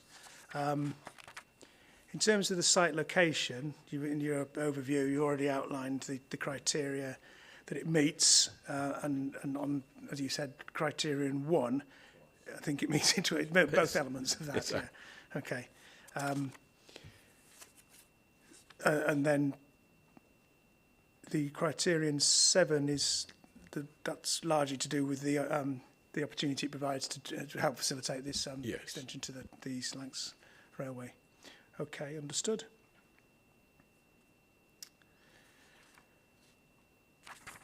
Anything anybody wants to say about that? Yeah. I don't know if it's relevant but at this point, but just in terms of access to the site. We'll come on to that because that's one of the requirements in the policy and how that establishes that. Right, let's then move on to the development requirements. And again, as I said, we've got the original policy, and then we've got a suggested modified version. The first one is about saying it's suitable for 125 high quality homes, including higher value family housing. I know Kellen's got a view that the capacity could be greater than that. I think you provided some figures. Do you want to just talk us through what they are and how they relate to what the actual sort of net developable area would be and how you've come up with the calculation of the figures that you've got, and then we can see what GMCA respond to that. Yeah, so the numbers have been derived as a result of a sort of quite detailed design process through discussions with colleagues at the council and through the design. Sorry, which numbers have? The overall the number of dwellings. So we 125 or the numbers that you've put forward. Sorry, I'll start again. At the moment we're currently working with a layout 192 dwellings. That works on a similar sort of net area and follows the master plan that's been included in your pack. So when we look at the net area, that gives a net area of 5.35 hectares, which works out a density of 35.8 dwellings per hectare. That has been as a result of a detailed design process in negotiation with the council. There's been 2 pre-application meetings and a meeting with the design review panel. I think we're on our 3rd or 4th iteration of the layout as a result of that process. And whilst it's not the final output, I think we're not expecting any material change in numbers. There's some fine tuning to be done at this stage rather than anything more detailed. So it's been as a result of a detailed design process, which we're in a slightly unusual position, having progressed that to that level of detail at this stage. But the 192, you would say, would be consistent with the thematic policy, where it's giving the indicative design densities in the plan. It would be, yes. Because it would be 35. You're saying that the developable area of 5.3 hectares times 35 dwellings per hectare would give you that figure. Gives us that figure, yes, and that's just taking it, from the design as agreed or largely agreed. That's where it's come to, and then it's in line with, especially when you're looking to provide high quality homes. There's a range of 2 to 5 bedroom houses on the site, so it fits all of the criteria. And so those discussions have been very much with the council, have been very much in the context of the emerging policy, acknowledging it as well. Right. Okay. Yes, the number of homes on the site. Do you want to comment on that? Yeah, just in terms of, is that on the site as proposed in the indicative plan? So it still leaves the green belt at the bottom, your housing in the middle, and then the steam railway at the top end. So that's correct. Yes. So I think the site in total is getting on towards about 11 hectares. So about half of it's sort of the net developable area. You've got the retained green belt, which will be used for ecological offsetting and accessible public open space, which will link into the compensation measures we talk about later. We've got the ELR land. And I think just to clarify on the ELR land, there's 2 parts to that. We heard about 2 options. One option is a temporary halt on site, and another is an extension into Castleton. In both cases, you need a bit of this site to make that happen, because you'd have to realign the track slightly at its eastern end in order to achieve that objective. So whichever way you go, you need a bit of this site. And what we have done, though, I was involved in the early stages of the GRIP process with Network Rail, and so the amount of land we've left free directly relates to the various options that were being considered at that stage to make sure all options could be carried forward so that you're going forward. So nothing's being precluded, if that makes sense. Okay, understood. Thank you. That's helpful. And the modification proposed would also make this explicit requirement of affordable housing, which is the same as we talked about this morning. We don't need to go over that. Do you want to just comment on how you've come up with the figure of 125 then? Because I know there's been a fairly standard approach to site capacities, and they're indicative anyway. Is there anything that you've heard that suggests that it needs changing because of what's been said? Well, there's one issue which I'll draw particular attention to, or one point which I'll draw particular attention to, but just in terms of the policy wording, I mean, obviously it's around, I mean, whether at 192 or whatever the number becomes once it's been through a planning application process, you know, whether one could say that's around the number of 125 we could discuss, I'm sure, but it's not seeking to set any form of ceiling, because obviously as a planning application comes forward, if you test it against all relevant considerations and end up being able to accommodate a higher number, then, you know, I'm sure one would say, well, that's all well and good. The particular point, though, about the 125 is the numbers derived from the information which we had available to us at the time when all the relevant work was done to assess this site and the proposed allocation. What we haven't done, and at this stage it really wouldn't be appropriate for us to do this, would be to run a number that's come out of the latest work that's been carried out in discussion between the site promoter and the local council, to run that number through the locality assessment in relation to potential highways and transportation matters. And so our perspective is, I'm not saying for one moment that you can't accommodate 192 on the site. I'm not saying anything about that number. What I am saying, though, is that it would need to be assessed in due course through the planning process, looking particularly at the transport implications of that. We haven't been able to do that at this stage in the process because of the nature in which this work has been done. So, and I don't think it would, I mean, you know, as you all know from the Reg 19 representations at that stage, the proposal from the promoters was, you know, a few homes more than 192. So you can see how the process, through the process of discussion, the numbers change, as one would imagine. And it really isn't appropriate to imagine that as each number comes out, we should sort of rerun all our locality assessment work to see whether what we've got still holds for that different number. Yeah, okay, understood. So it's as simple as that. Yeah. So I'm not, you know, in any way, I mean, I'd say, you know, if this allocation's made, good luck to, you know, I'd wish the applicant well in bringing forward a higher number if that all works in terms of these considerations. But we can't nail this plan to that higher number given the nature of our evidence base. No, understood. Okay, that's fine. Yes. I think the concern here, from my point of view, is that you know, strategic road network and local road network calculations have been made on a particular number, of 125, and now we're suddenly jumping that up to nearly 200, which will have implications. I appreciate that some of the traffic close by the site is fairly seen as quite low in terms of percentages, peak times, but it will still have quite a significant change to the site itself in terms of movements in and out. Yeah. Okay. Well, I mean, I think that's you're reinforcing what GMCA just said. They're not committing to increasing the number, and if a higher number were brought forward, it would be subject to, you know, a transport assessment that would have to demonstrate that the impacts could be accommodated sufficiently. So, okay. So, understood. I take the points. We can decide whether we think any changes needed. But I mean, I understand the background to that 125. Don't think we need to say anything about affordable housing, other than I suppose. As above. That's the start. Yeah, and the starting point would be what it is, and then if necessary, is a negotiation based on viability, whatever else at the time of the. But that's what you'd be looking for is your usual 7.5% GDV, and then take it from there. Yeah. Okay. So let's move on then to the second part of the policy, which. Sorry, sir. Yeah. Okay. Just in. I know we'll move on to viability later on, but the sensitivity test on this site has been changed so that it's not as much in terms of affordable housing. It reduces. Okay, well, can you bring that up? Oh, well, sorry, you say that the viability evidence indicates a lower proportion of affordable housing? Well, 3.75%, half of GDV. Okay, we'll come back to that. So the point being that when you look at the viability evidence, what you're likely to get on this site, if it were allocated, would be less than the normal starting point. That's the point? Yeah. Okay.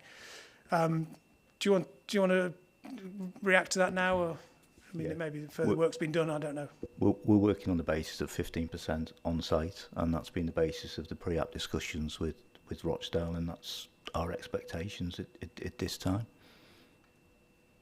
Not 15% of GDV, but presumably. I wasn't going to get into that debate, to be fair, because that's something that I struggle with. But it's 15% on site dispersed in 10-year blinds would be our approach. Okay, thank you.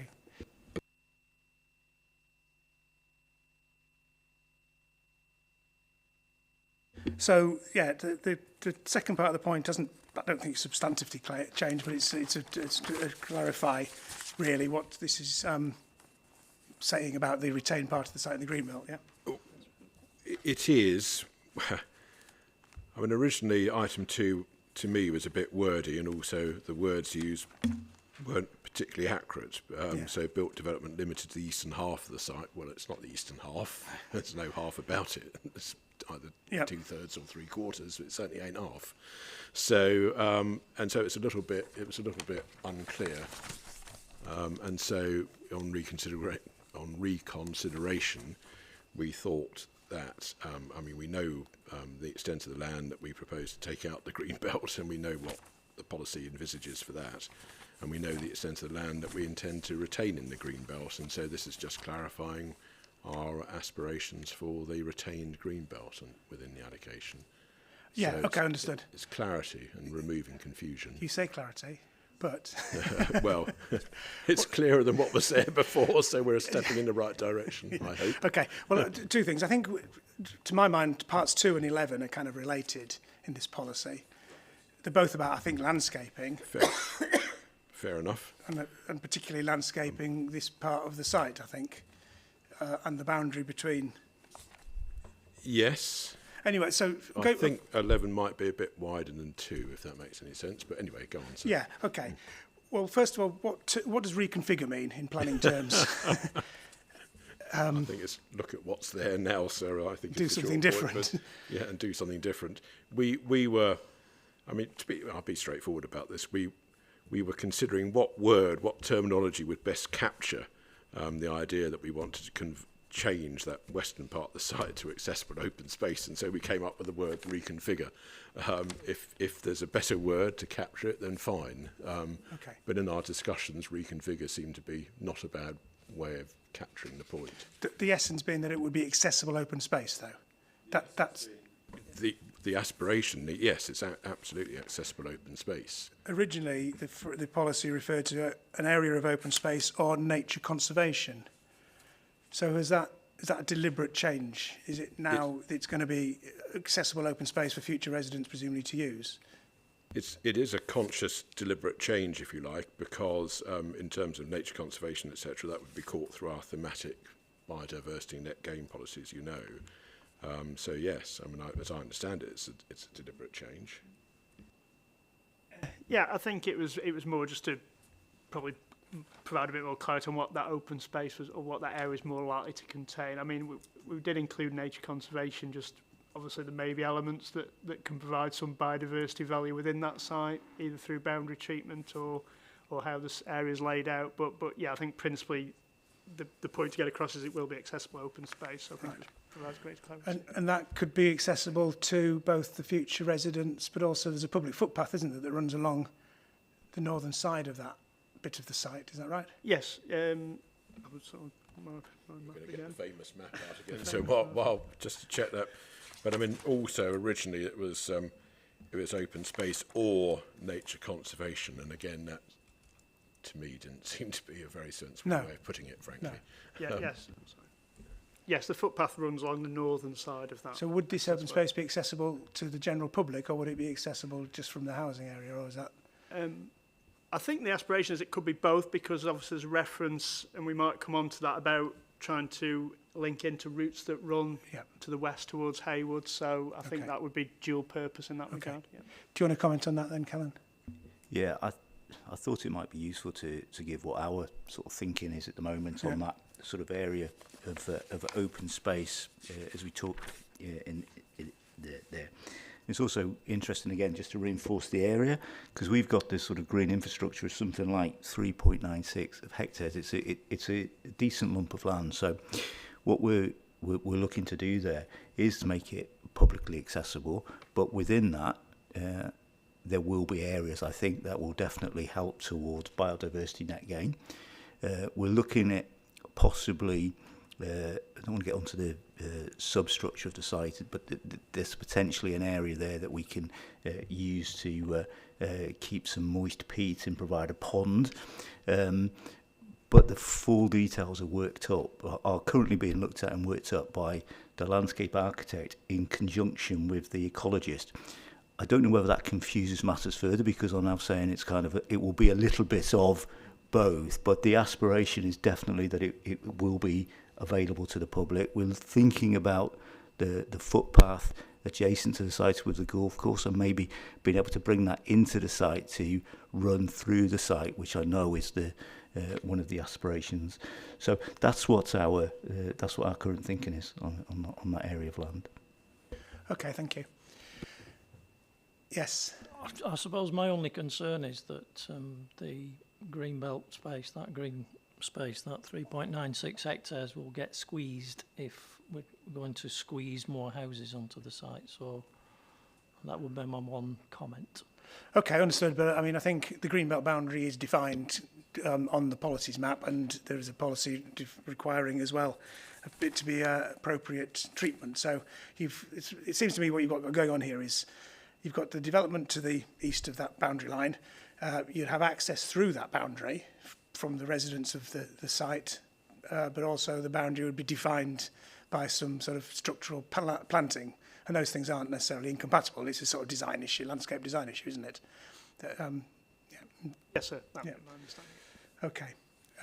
And there seems to be agreement about linking in to the wider footpath network from the land, and then presumably then that could run through the site all the way up to. We'll come on to how it links to Castleton Station and the centre and things, but yeah. Okay, understood. Right. So part 3 is the specific requirement relating to how this helps to facilitate this the East Lancashire Railway extension. You've described that, and I think it's fairly clear that it's about setting aside this bit of land that's got sufficient, it's in the right place and it's got sufficient size to be able to do a variety of things depending on how the scheme works up. So we thought the original language was too prescriptive or definitive, if you like, and it's making land available, which is the key, whereas the previously used terminology might have led the reader to think that we're expecting the house builders, for example, to provide a temporary rail halt, which is not what we're expecting. So it's making land available. The heritage railway aspects of this I think is all, clear, frankly. Did you want a few words or not on the tram train infrastructure? Yeah, that something remains different. in the policy. It does, yeah. And it's something different. Right. Exactly. What is it? I was going to ask, what is it? Exactly. Is I'm it going to using move the several. same? I'm going to move several to my left for this because I asked the same question, obviously, a while ago. Actually, at this stage, the tram train infrastructure is still being developed. So, what we're looking for, what TFGM are looking for, is the ability to be able to influence that, how big that slice of land is at the bottom edge of the site through the planning application process. But we're sort of content with how it's been set out in the plans at the moment. Did you want to explain what a tram train is, or? Oh, and where it would run? Would it run on this East Lancashire line, or would it run on the main railway line? So the principle behind a tram train is that it's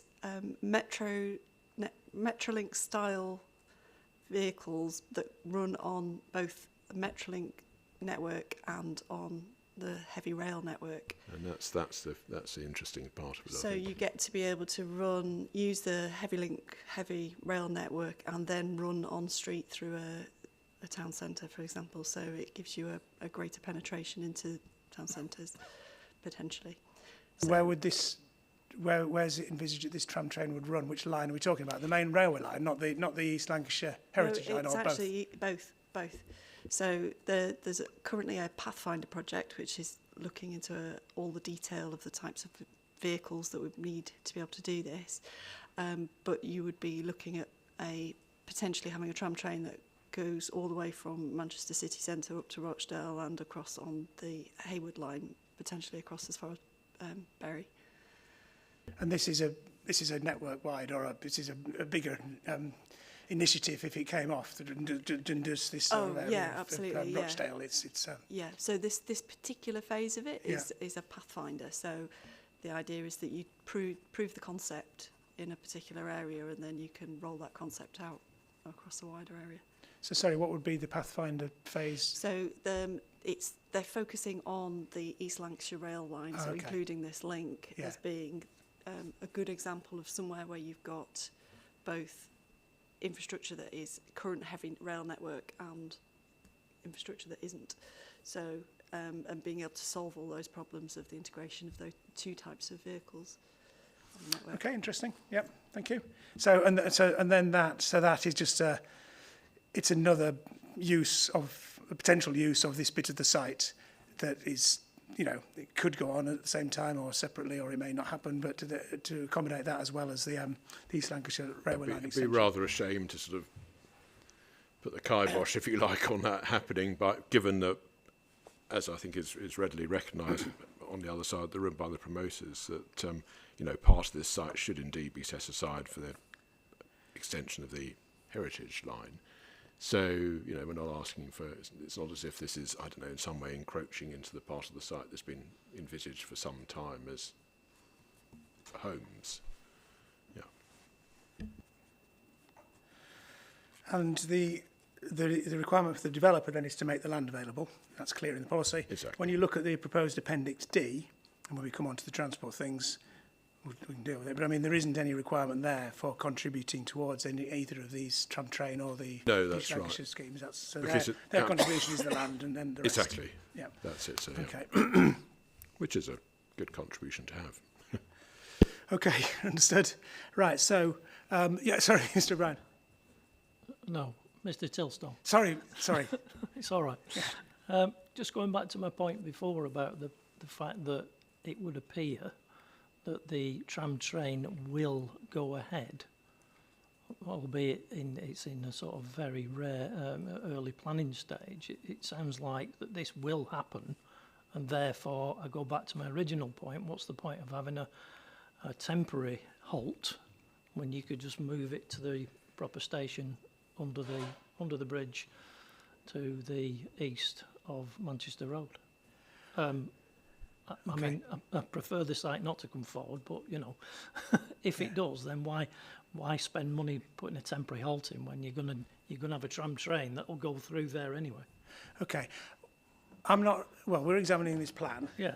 One of the proposals in this plan isn't actually this tram train link or the East Lancashire Railway. This site provides an opportunity to provide flexibility and an approach to achieving those projects. So that's what I'm focusing on, really. So I don't want to spend too much time thinking about the justification for how those projects are being taken forward. But do you want to very briefly, I think you were about to put your nameplate up. I think from my understanding is where the ELR line would go into, the East Lancashire Railway line would go into, it would create a new platform on a back-to-back arrangement with the existing platform. So that's why that takes it under a different bridge, and that's why that's where the complication comes at the moment for delivering that, and that's where the cost is involved.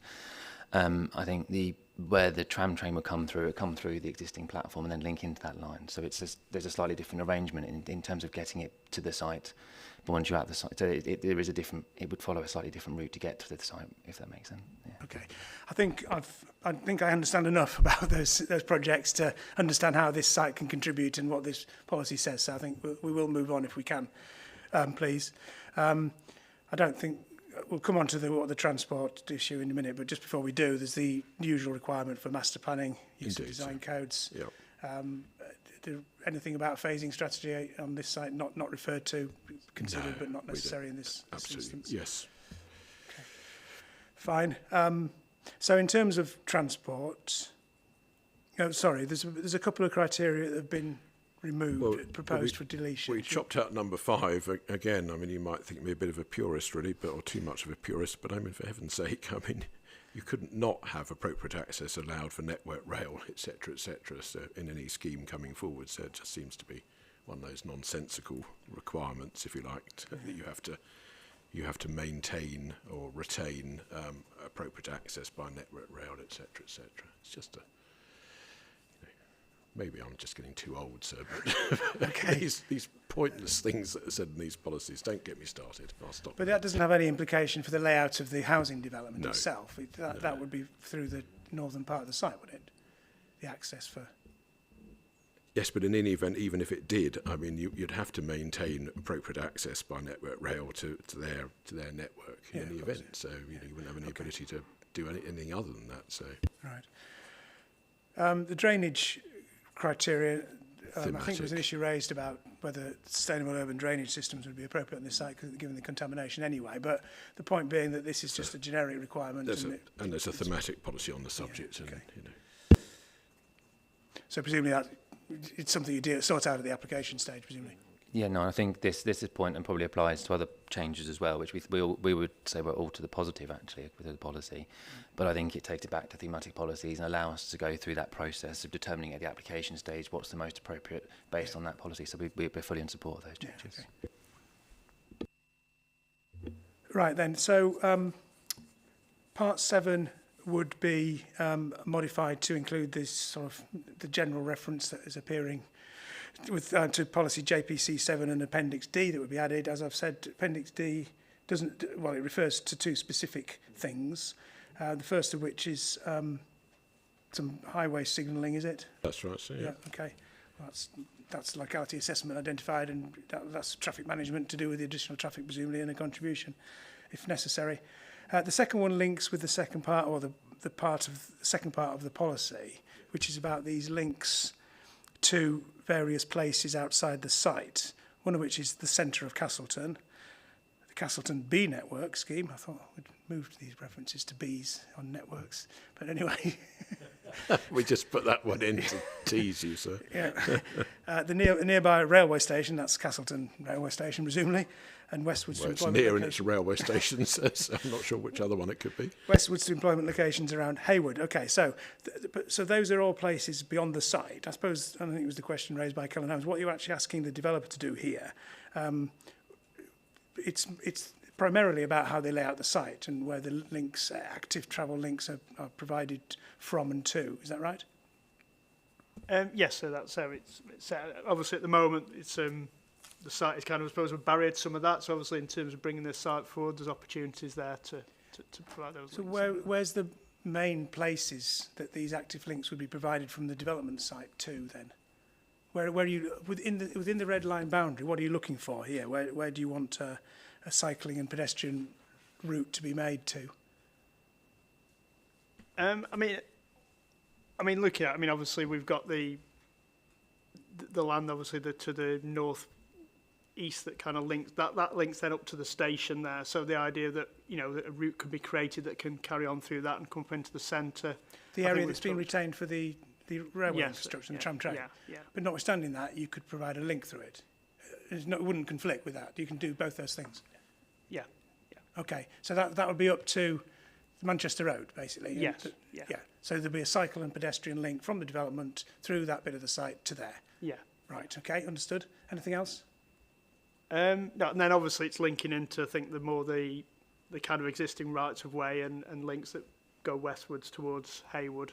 There's kind of reference there, but that's more kind of linking into the existing. These are the footpaths across the golf course? Yes. Yeah. Would they become cycleways across the golf course? I think that obviously they're probably more footpath kind of in those instances. So I think it's, in terms of the cycle, I think that's probably linking into more the centre. Obviously opportunities going forward, but I think initially they would be footpath links. Yeah. So what it says is good quality pedestrian cycling routes through the site. And that's the important So that's point. the important. So that's through the site, and that's actually through the bit of the site, as you've just said, for the railway infrastructure up to Manchester Road. Understood. And that. Well, and also through obviously the built-up part of the site. Yes, itself. Yeah. Sorry. Yeah. To facilitate safe and convenient links to these various places. And that's the point. It's not that we're saying, nor could we, in this say that you've got to achieve these various things outside the site. This is through the site to, and then what's the aim of that? Why are you bothering to say to these people you should do these things on the site? Well, it's so that you can then facilitate these links from the site to these other places. Okay, Yeah. but the Appendix D does include a contribution, potentially a contribution to active travel links beyond the allocation boundary. Which through the... Right, there are two things here. I'm going to get... Oh, it must be time for a break. So there's what we consider, as I understand it, we can say now in this policy is something that really should be done if you're going to bring forward development on this site, and that's the things within the development site itself, so through the site, so the bit that says through the site. Yeah. The sentence that you find, the second sentence in this rejig version of item 7.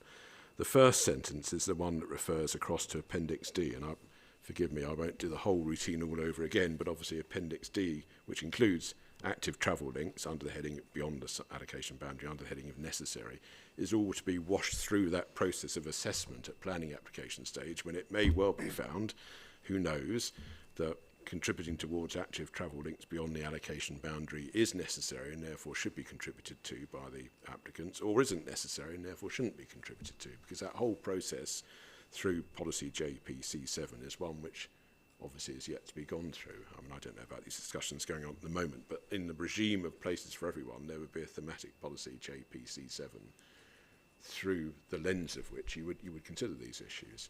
So in other words, we know now that you really have got to have good quality pedestrian cycling links through the site, otherwise you're going to muck up the opportunity to have these, facilitate these links to elsewhere.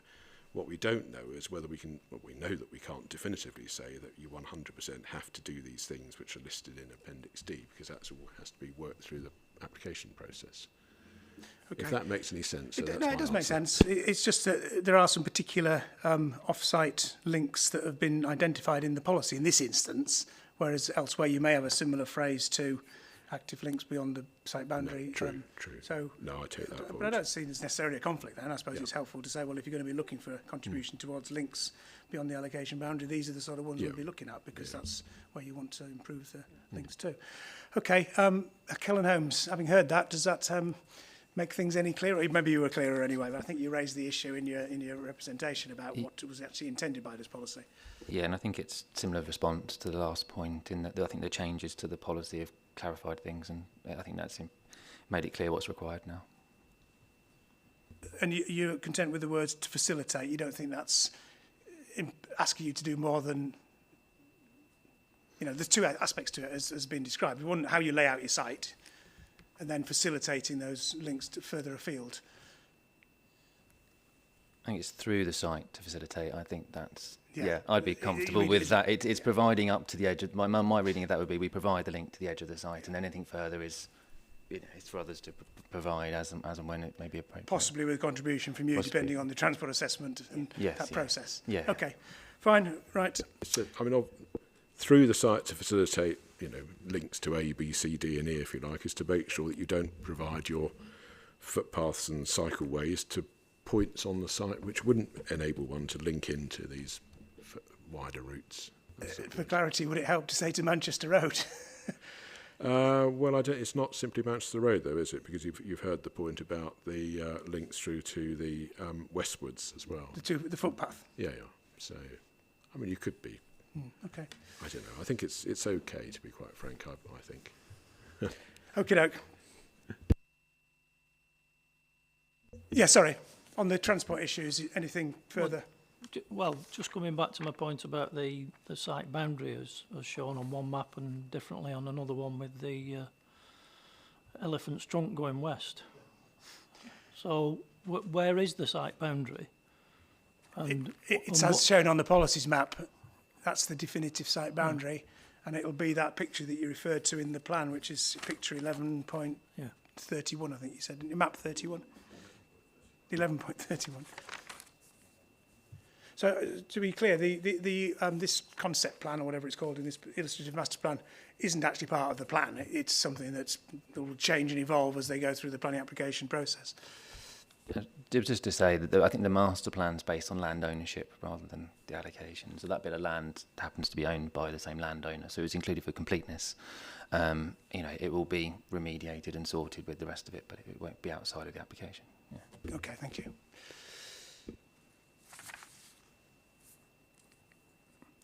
I think we've dealt with the transport. There's a couple of criteria within there which are purely generic that would not need to be referred to in this particular policy, which brings us on then to part 10, and this is the Rochdale Canal, and there is a requirement for the habitat regulations assessment. And I think is the reason justification that explains what the issue there? Yes, there is, isn't there? It's about this light, isn't it? Light shading, leaf fall and water quality. So that provides the clarity about what that is. What about, yeah. Okay, any comments on the project-specific HRA? No, I mean, last week in discussions with Mr. Paul, we submitted a HRA screening opinion, which we undertook about a year and a half ago, I think, which concluded that further studies were needed to look at air quality and the impact on the canal. They were undertaken and concluded that there were no impacts. So we provided some information last week on that. I thought air quality wasn't the HRA issue in the canal. I thought it was these other things that you're meant to be looking at. That has a knock-on effect to water quality. So it was the additional additional traffic generation and what that meant for air quality, which in turn then could, in theory, seep into the water system, as I understand it. It went through and reviewed the various potential receptors and concluded all of them within acceptable levels after the development. So we've done the HRA and it's been proven to be acceptable. Okay. Anyway, there's no dispute that that's a process that would need to be gone through. So then brings us on to 11, which I think we've touched on really. This is about basically the provision of green infrastructure, or green and blue infrastructure on the site, and there may be a pond that would be provided or retained, I don't know which. So there's a number of aspects to this, isn't there? There's a general point about green and blue infrastructure. There's a point about acoustic attenuation as part of that design because of the railway land. And then there's another one about boundary treatment in relation to the retained green belt. So you've got green infrastructure generally across the site. You've got the acoustic attenuation and we've got the green belt boundary. And then earlier on, you've got the provision of the open space on the other side of the green belt boundary. They're the main elements of what's being addressed here. Yes. Yeah. Okay. Indeed. I think we've had a discussion about how the policies refer to create where a boundary needs to be created or strengthened, and I think we've suggested a form of words. I think which this hasn't caught up with. Timing. Yeah. Exactly. But where it was an appropriate boundary treatment in relation to the retained green belt, I think maybe we need to just think about that and being a bit more explicit about what that means. That's fine. So no problem. This is just the sequence of events. So we had your helpful paper. I think we're probably still reading it when we issued this. Okay. And the acoustic attenuation then, this is from the main railway line, presumably, rather than the East Lancashire line primarily, but both potentially. Yeah, I think it's just potentially. I think it's just acknowledging that, there may be an issue there that the master planning and boundary treatment, would seek to address and to deal with. Which on this illustrative plan doesn't seem to have very much along the southern boundary of the site in terms of landscaping, but that's obviously not the finished story. But that's what you'd be potentially looking for, would it be some enhanced planting along that southern boundary? I think obviously as part of working on the plan application, that would be detailed. That would obviously, you obviously do work to assess noise or disturbance and obviously come up with mitigations to deal with that. So I think it's just generally identifying that there's an issue there and there should be a mechanism to deal with that. And that's one that's on your list of things to address. Yeah, it is on the list of things to address, and there's a barrier solution potentially. There's the orientation of the plots. There's the glazing solutions, and all of them are into the mix alongside everything else that feeds into an acceptable layout. So yes, it's there. We've done several noise surveys over a long period of time now, so we know what the issues are, and it's developing the appropriate solutions for the site and for the future occupiers, of course. That's the key thing. Okay, so fine. In terms of what it says about green infrastructure and the issues that it raises to be addressed, it's okay from your point of view. Yeah, sorry. So just in terms of ecology, that sort of has been picked up in the ecology report for the site, so possible bats, common lizards and badgers. So I'm thinking about the things that walk realistically in terms of any acoustic attenuation and things like that, acoustic barriers. Will provision be made so that small animals can get through those, under them as it were, where they may already be using those sort of tracks across? Okay, yes, I mean, there is an ecology report, as you say, and it does identify some potential species, I think, doesn't it, as you refer to. I think the detailed design that you're referring to is something that would have to be looked at in the planning application stage. I don't need to deal with it now, I don't think, because it's not something that this plan needs to say anything explicitly about, I don't think, so unless anybody wishes to clarify anything on that, we'll move on.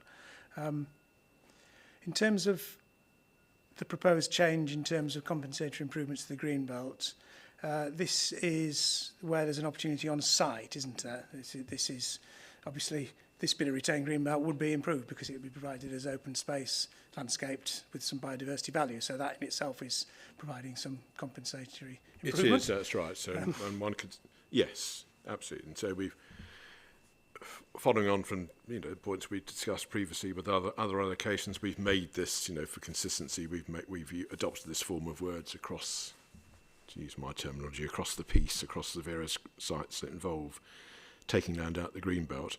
And obviously you'll know our green belt study, particular reference Appendix E, obviously as it's a Rochdale site, so has identified some potential matters in that menu, some potential items, but in due course at planning application stage, and who knows, it may well be considered that what's being done on site in the retained green belt is plenty good enough.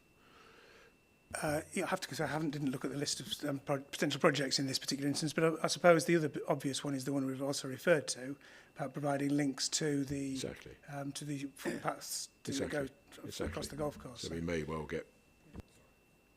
Then yes, the east-west link is something that's referenced in the LUC work. So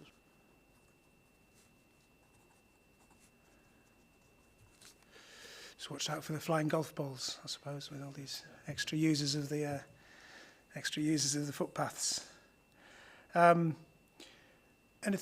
else wish to say about that compensatory improvements to the remaining green belt? No. Okay. Then we've got this is a generic requirement, but it's identifying that this particular development is expected to require additional school places because of its scale and presumably its location in relation to what's known about the existing schools now. Is that right? Yes. Yeah.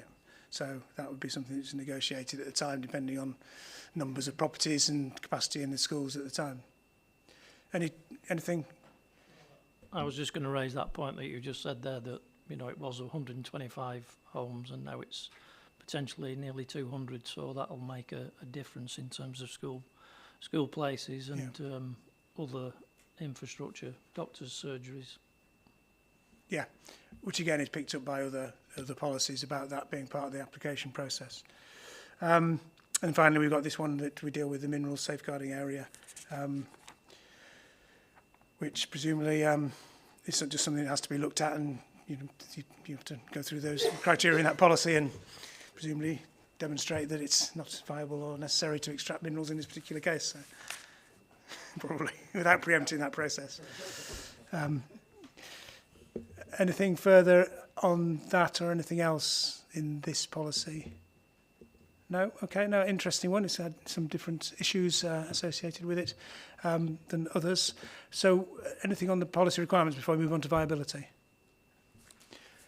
No, okay. So what do we know about viability? Actually, sorry, I've got one more question, actually. In the reason justification, there's reference to a number of heritage assets. Is this where we've been consistently inconsistent? So. Well, possibly. These aren't on the site, but it lists St Martin's Church, the Castleton South Conservation Area, Lock 52, which presumably is on the canal, Towpath Bridge, and the United Reformed Church. So there's some specific heritage assets there. So you've got a bit of reason justification, for something that isn't in this particular policy. I mean, it maybe the generic policy applies. Yes, I just wonder whether there's anything that needs to be mentioned in the policy about these, whether the site is considered to be forming part of the setting of these or not. Or whether, I don't know what I haven't looked back at what presumably these were picked up when the heritage assessment was done of this allocation. But it hasn't been followed through in any policy requirement.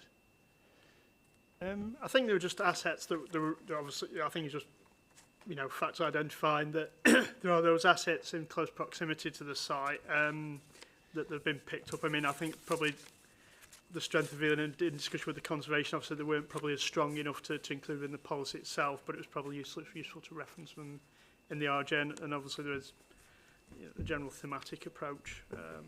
But yeah, I think that's the reason for that, really. But it goes on to say that the development would need to positively preserve and enhance their setting. Okay, no, can I interrupt, sir, if you don't mind, before you tease us mercilessly about our consistent inconsistency. So I'm just going to be quite straightforward about this. I've been focusing particularly on the words and the policy in the policies themselves as opposed to the reason justification. As we well know, if something's in the reason justification but not in the specific policy, then the reason justification can't introduce a test, a development management test. And here, I mean, you've heard this from me before. I mean, frankly, as far as I'm concerned, the thematic heritage policy is perfectly good enough to capture all heritage points. But I believe, if I've got this right, that where we, following our discussions with you and your colleagues, where in particular allocations there seem to be, for example, some on-site heritage that can usefully be specifically referred to in a policy that allocates the site, then fair enough. I mean, I personally quarrel with that approach, but there you go. But that's what we've tried to do in this particular case. There isn't on-site heritage. We haven't got, therefore, a policy requirement about it. I take the point the reason justification appears to be saying to developers, you've got to do all sorts of things, and we know that reason justification can't do that.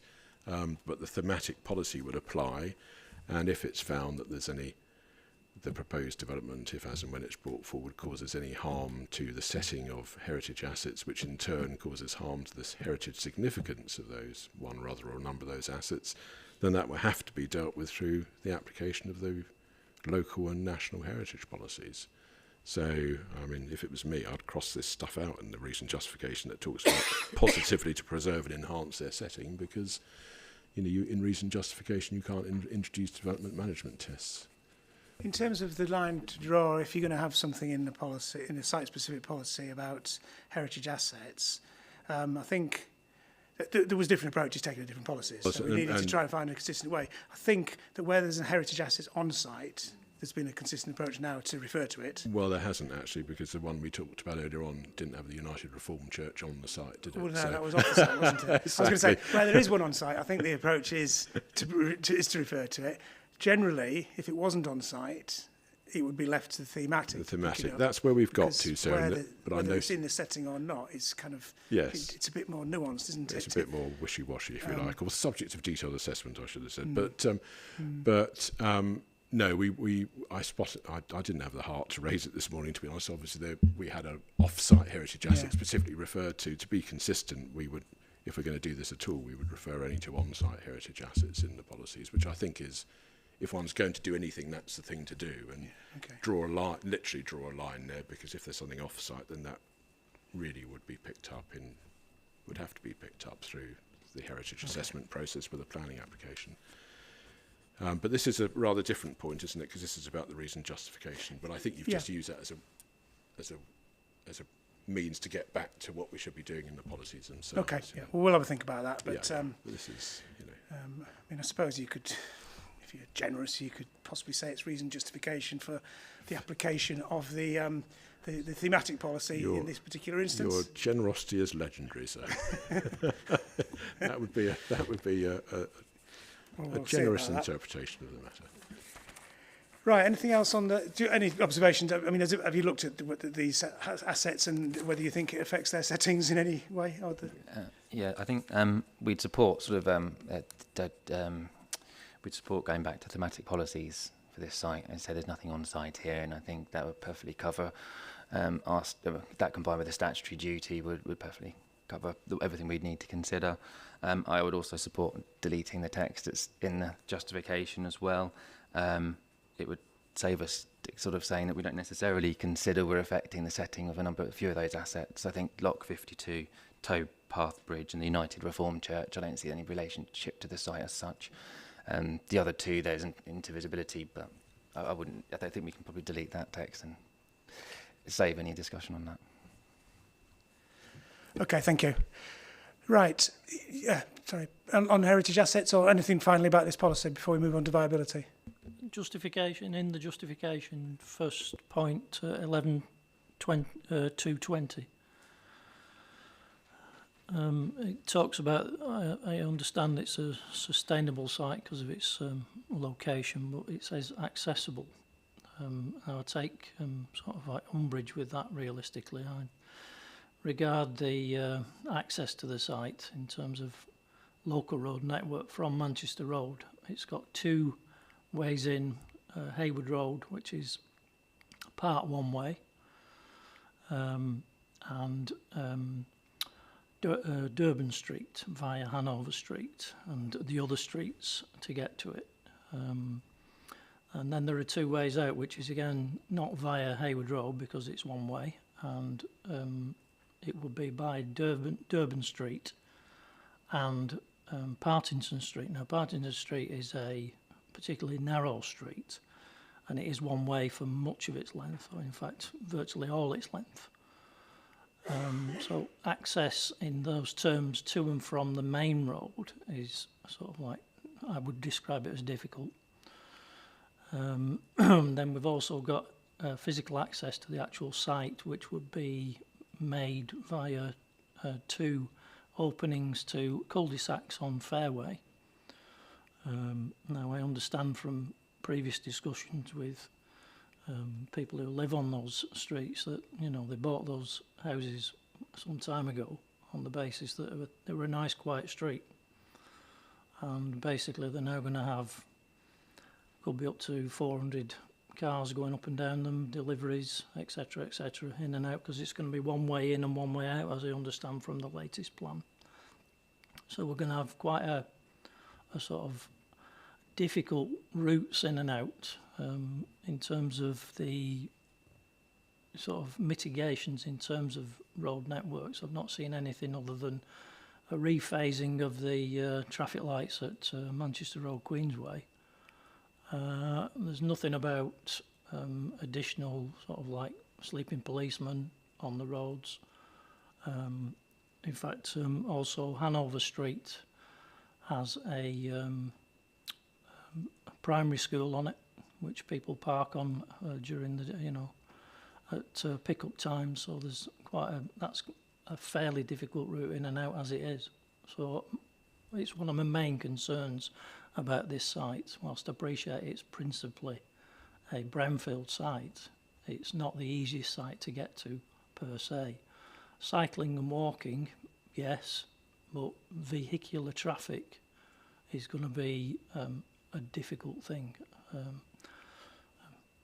given that the housing numbers might go up again. Okay, yeah, and so thank you. Clearly explained, and I do understand the concerns you have. I suppose the response will be, well, they've looked at it from the Highway Authority's locality assessment and are satisfied that it's it can be accommodated the additional traffic can be accommodated in a way that. Could I just ask, have you been to the site at all? I have, yes. Yeah. I know the roads you're talking about, so yeah, it's but you know, there is a technical approach to assessing these things that isn't always necessarily tally with what a local resident may feel about this situation. But you know, the tests are set nationally about what the sort of the approach is to accommodating traffic on roads. I don't know. Is there anything you want to say in terms of the locality assessment and the issue about road access? Anything I suspect not, but... No? Okay. I mean, the work's been, other than what I've just briefly summarised, exactly, it's been assessed and you're satisfied exactly. as Highway Authority that it's acceptable. From you can have a safe access and that there wouldn't be a severe traffic impact. But remembering that's on the numbers that we've assessed in the plan. Yes, and if it were 200, that assessment could be different. Right, okay. Right, so we move on then to viability. What does the well, this is evidence say on this one? This is where I wonder about viability in plan making, I have to say, because this is a Cat 4 site, which should mean that we shouldn't have someone on the other side of the table very keen to build houses on the site. I mean, this is quite bizarre, really. I mean, I've looked into this, or we've looked into it. Sorry, we as a team have looked into this. So there are various assumptions that were made in the viability work. And obviously, the viability work was done a while ago, as you know, on with certain assumptions, but a couple of the assumptions are quite interesting here. First of all, the work that was done by Three Dragons included an assumption for a fairly high proportion of flats on the site, 18%, so virtually a fifth of the site being flats. That seemed to be based on some form of area-based assessment as to the makeup of homes in the area. Whereas, and if you take, for example, as I understand it, the current proposals on the site, certainly the ones that we're aware of, don't include any flats. So that immediately has an impact on, because I've gone back and asked for some further advice about that, immediately has an impact on the overall viability of bringing forward development on the site. Secondly, in terms of values, the work that was done was based on relatively poor values in the ward, but there is more recent evidence of there's a Barratt scheme to the south of the site, a housing scheme which has proven to be popular and developed pretty quickly. There's a scheme by Countryside to the north of Castleton, currently being constructed, and again, is underway. Indications, in other words, that this is a part of Greater Manchester where development is being brought forward. You look then at the particular circumstances of this particular site, and for quite some time there's been active involvement in relation to promoting house building, home building on the site. And of course, since all of the viability work and much more recently, you've got our paper. You've got our further viability note about costs and values, touched on earlier on actually in relation to the previous allocation, proposed allocation that we were discussing. So this is one where the viability work was done on a certain basis, which hasn't actually matched the way in which, as it so happened, doesn't actually match the way in which those who are actively promoting the site are looking at the site. So I'm thinking particularly there about the disposition and the inclusion of flats, whereas there aren't any flats included.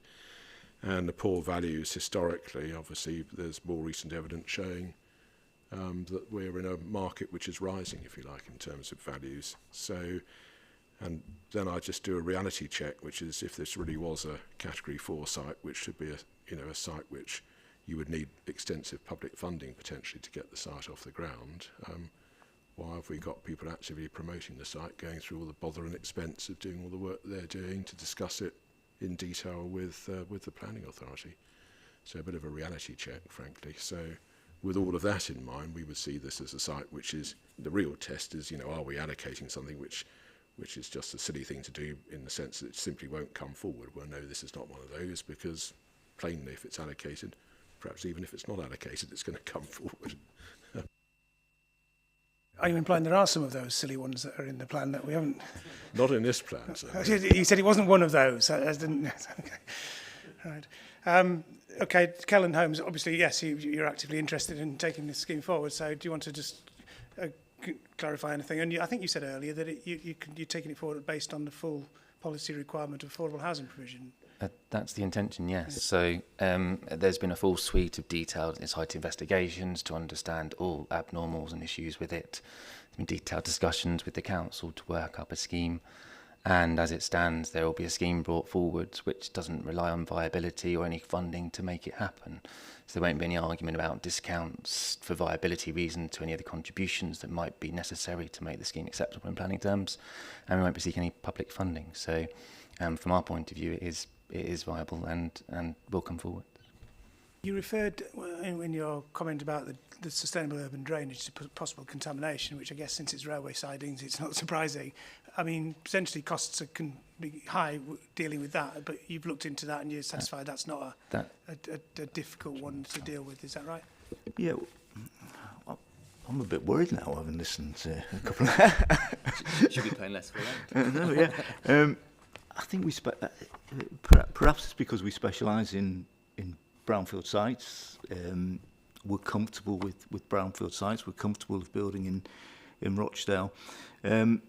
We've also got a multi-tenure approach. So we, yes, a policy affordable, but PRS or market, and we just go for the blend that gives the return that best suits the site. We've done phase 1 SI. We've done phase 2 SI. There's been discussions about peat or non-fibrous material as opposed to peat. It's quite the same, but it just means there's a different foundation cost. We have looked at all of the parameters. Clearly, as you do more and more sort of research on a site, then you either find the conditions are better or worse. You just find out in more detail. But we're at the point of discussions with the local authority on a master plan that's underpinned by a phase 2 SI informed by a noise survey and the relative ecological surveys. So we're confident about bringing it forward. And I suppose I should just very, very minor correction. I suppose we are promoting the site, but we are also house builders, and I think that is quite a key thing. It doesn't go from us to someone else to build. We actually build it. I'd probably like to emphasise that. I guess that from the name, but there's no harm in reminding us of the obvious. Sometimes it is overlooked. Did you want to add anything on the viability? I was just going to say that yes, there has been a detailed phase 2 investigation that's been fully costed up and as part of the scheme, and it's been on those with that detailed understanding of what needs to be done here to make a scheme work, and that it's been concluded to be viable, and a decision not to proceed with any form of viability assessment with an application. Okay, thank you. Viability then. What you've heard, what's been said, anything you want to raise? Would you mind me if I ask Keelan Holmes, what is the mix of housing that you're proposing on the site then? Well, it's still being refined, because whatever the mix, it will contain policy level affordable housing. But the precise mix at the moment is going to be driven by, first and foremost, it's going to be driven by good design, informed by the appropriate policy and the requirements of the local authority. So at the moment, I would anticipate it being a blend of 2, 3, 4, and a spattering of 5-bed market homes. There may well be an element of PRS on there. I don't know. It will be what returns work best for us and for the site at the time we submit a planning application.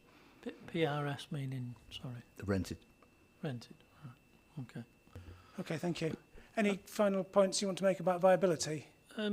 Just in terms of going back to the viability assessments that's been done, I'm looking at the viability interim assumptions map on page 22 of that document, which shows sort of like areas across Greater Manchester and in different colours according to their viability scale, if you call it, from VA1 to VA5 being the lowest, VA1's being the highest. It shows the whole of sort of Castleton virtually as a VA4, but the sensitivity test that's been done in the viability documents has upped that to VA3, and as also, like I said before, it's halved the number of affordable homes suggested on this site in terms of its viability. So in its initial baseline viability test, it came out quite a few million negative. We're still on the negative side by 500,000. So, and as has been mentioned by Mr. Kutkowski, it's a Cat 4 site. So, why is it coming forward? It's unbelievable that, you know, the GMCA are promoting this as a site that's a good site, you know, other than the fact that it's near a railway station. Okay, I understand the points you make. Obviously, we've got two different bits of evidence about viability, haven't we? We've got what the Three Dragons standard approach to viability assessment concluded. Yeah, there was various sensitivity tests and scenarios associated with that, but they also have what the potential developers are telling us so about how they, you know, assessed it and intend to bring it forward. So, but I understand the concerns you make and what the implications are. Any final points No, about sir. this site? No, thank you. Okay. Anything else from anyone? Okay, well, thank you. I don't think there's any procedural issues. I hope not. No, I don't think so. There was one thing what you said this morning, actually. You said about Did I? the definitive map. Oh, yes. I'm happy to have that provided, and we'll put that in the library. And, Sure, there's... You don't need to wait for an action point, so if you can action that. So all these paths on the previous site that we were trying to work out where they went and what they connected to map. and so on. You can't A get map enough, would- well, you cannot get enough maps, but, you know, Yeah. more maps can always help, I think. On this occasion, an extra map would be useful. Right, okay. Thank you all for contributions. We're back with some more sites in Rochdale and one in Oldham tomorrow. Oh, yeah, actually, that reminds me about the Oldham site. There was Chewbrook Vale. Sorry, I'm not looking at Rochdale. No, exactly. Chewbrook Mr. Vale. Paul was looking as if he was about to try and respond to me. No, you can help us out on that one as well. That's fine. There was some evidence relating to flood risk that the site promoters have submitted yesterday, I think. Gosh, you can tell from my blanker Yeah, than right, usual expression that I have no idea what you're No, talking about. So, okay. but others behind me will, I'm sure. I Right. need to be spoken to, sir. So, Okay. so shall we come back to this tomorrow? Unless you wanted to say Well, I something suppose about the it point in particular. was it would be helpful to know what your GMCA's view about accepting that evidence is before the session tomorrow, ideally Give today. us a few minutes or after we're finishing Yeah, at a very good time, so we'll Yeah. put this as our first item on our post. Okay. You know, So it'd be hearings helpful to chat. know that, because I think the other participants, and particularly the site promoter, will want to understand It's what. top of my list. Yeah. Sir. Okay. So if you could, let us know And that. then once we've discussed it, we're paused. We won't discuss anything else until we've told your programme officers. Okay. what our Thank you. attitude is, yeah. Anything further? No. Okay. Right. Well, we'll see some of you tomorrow. Thank you.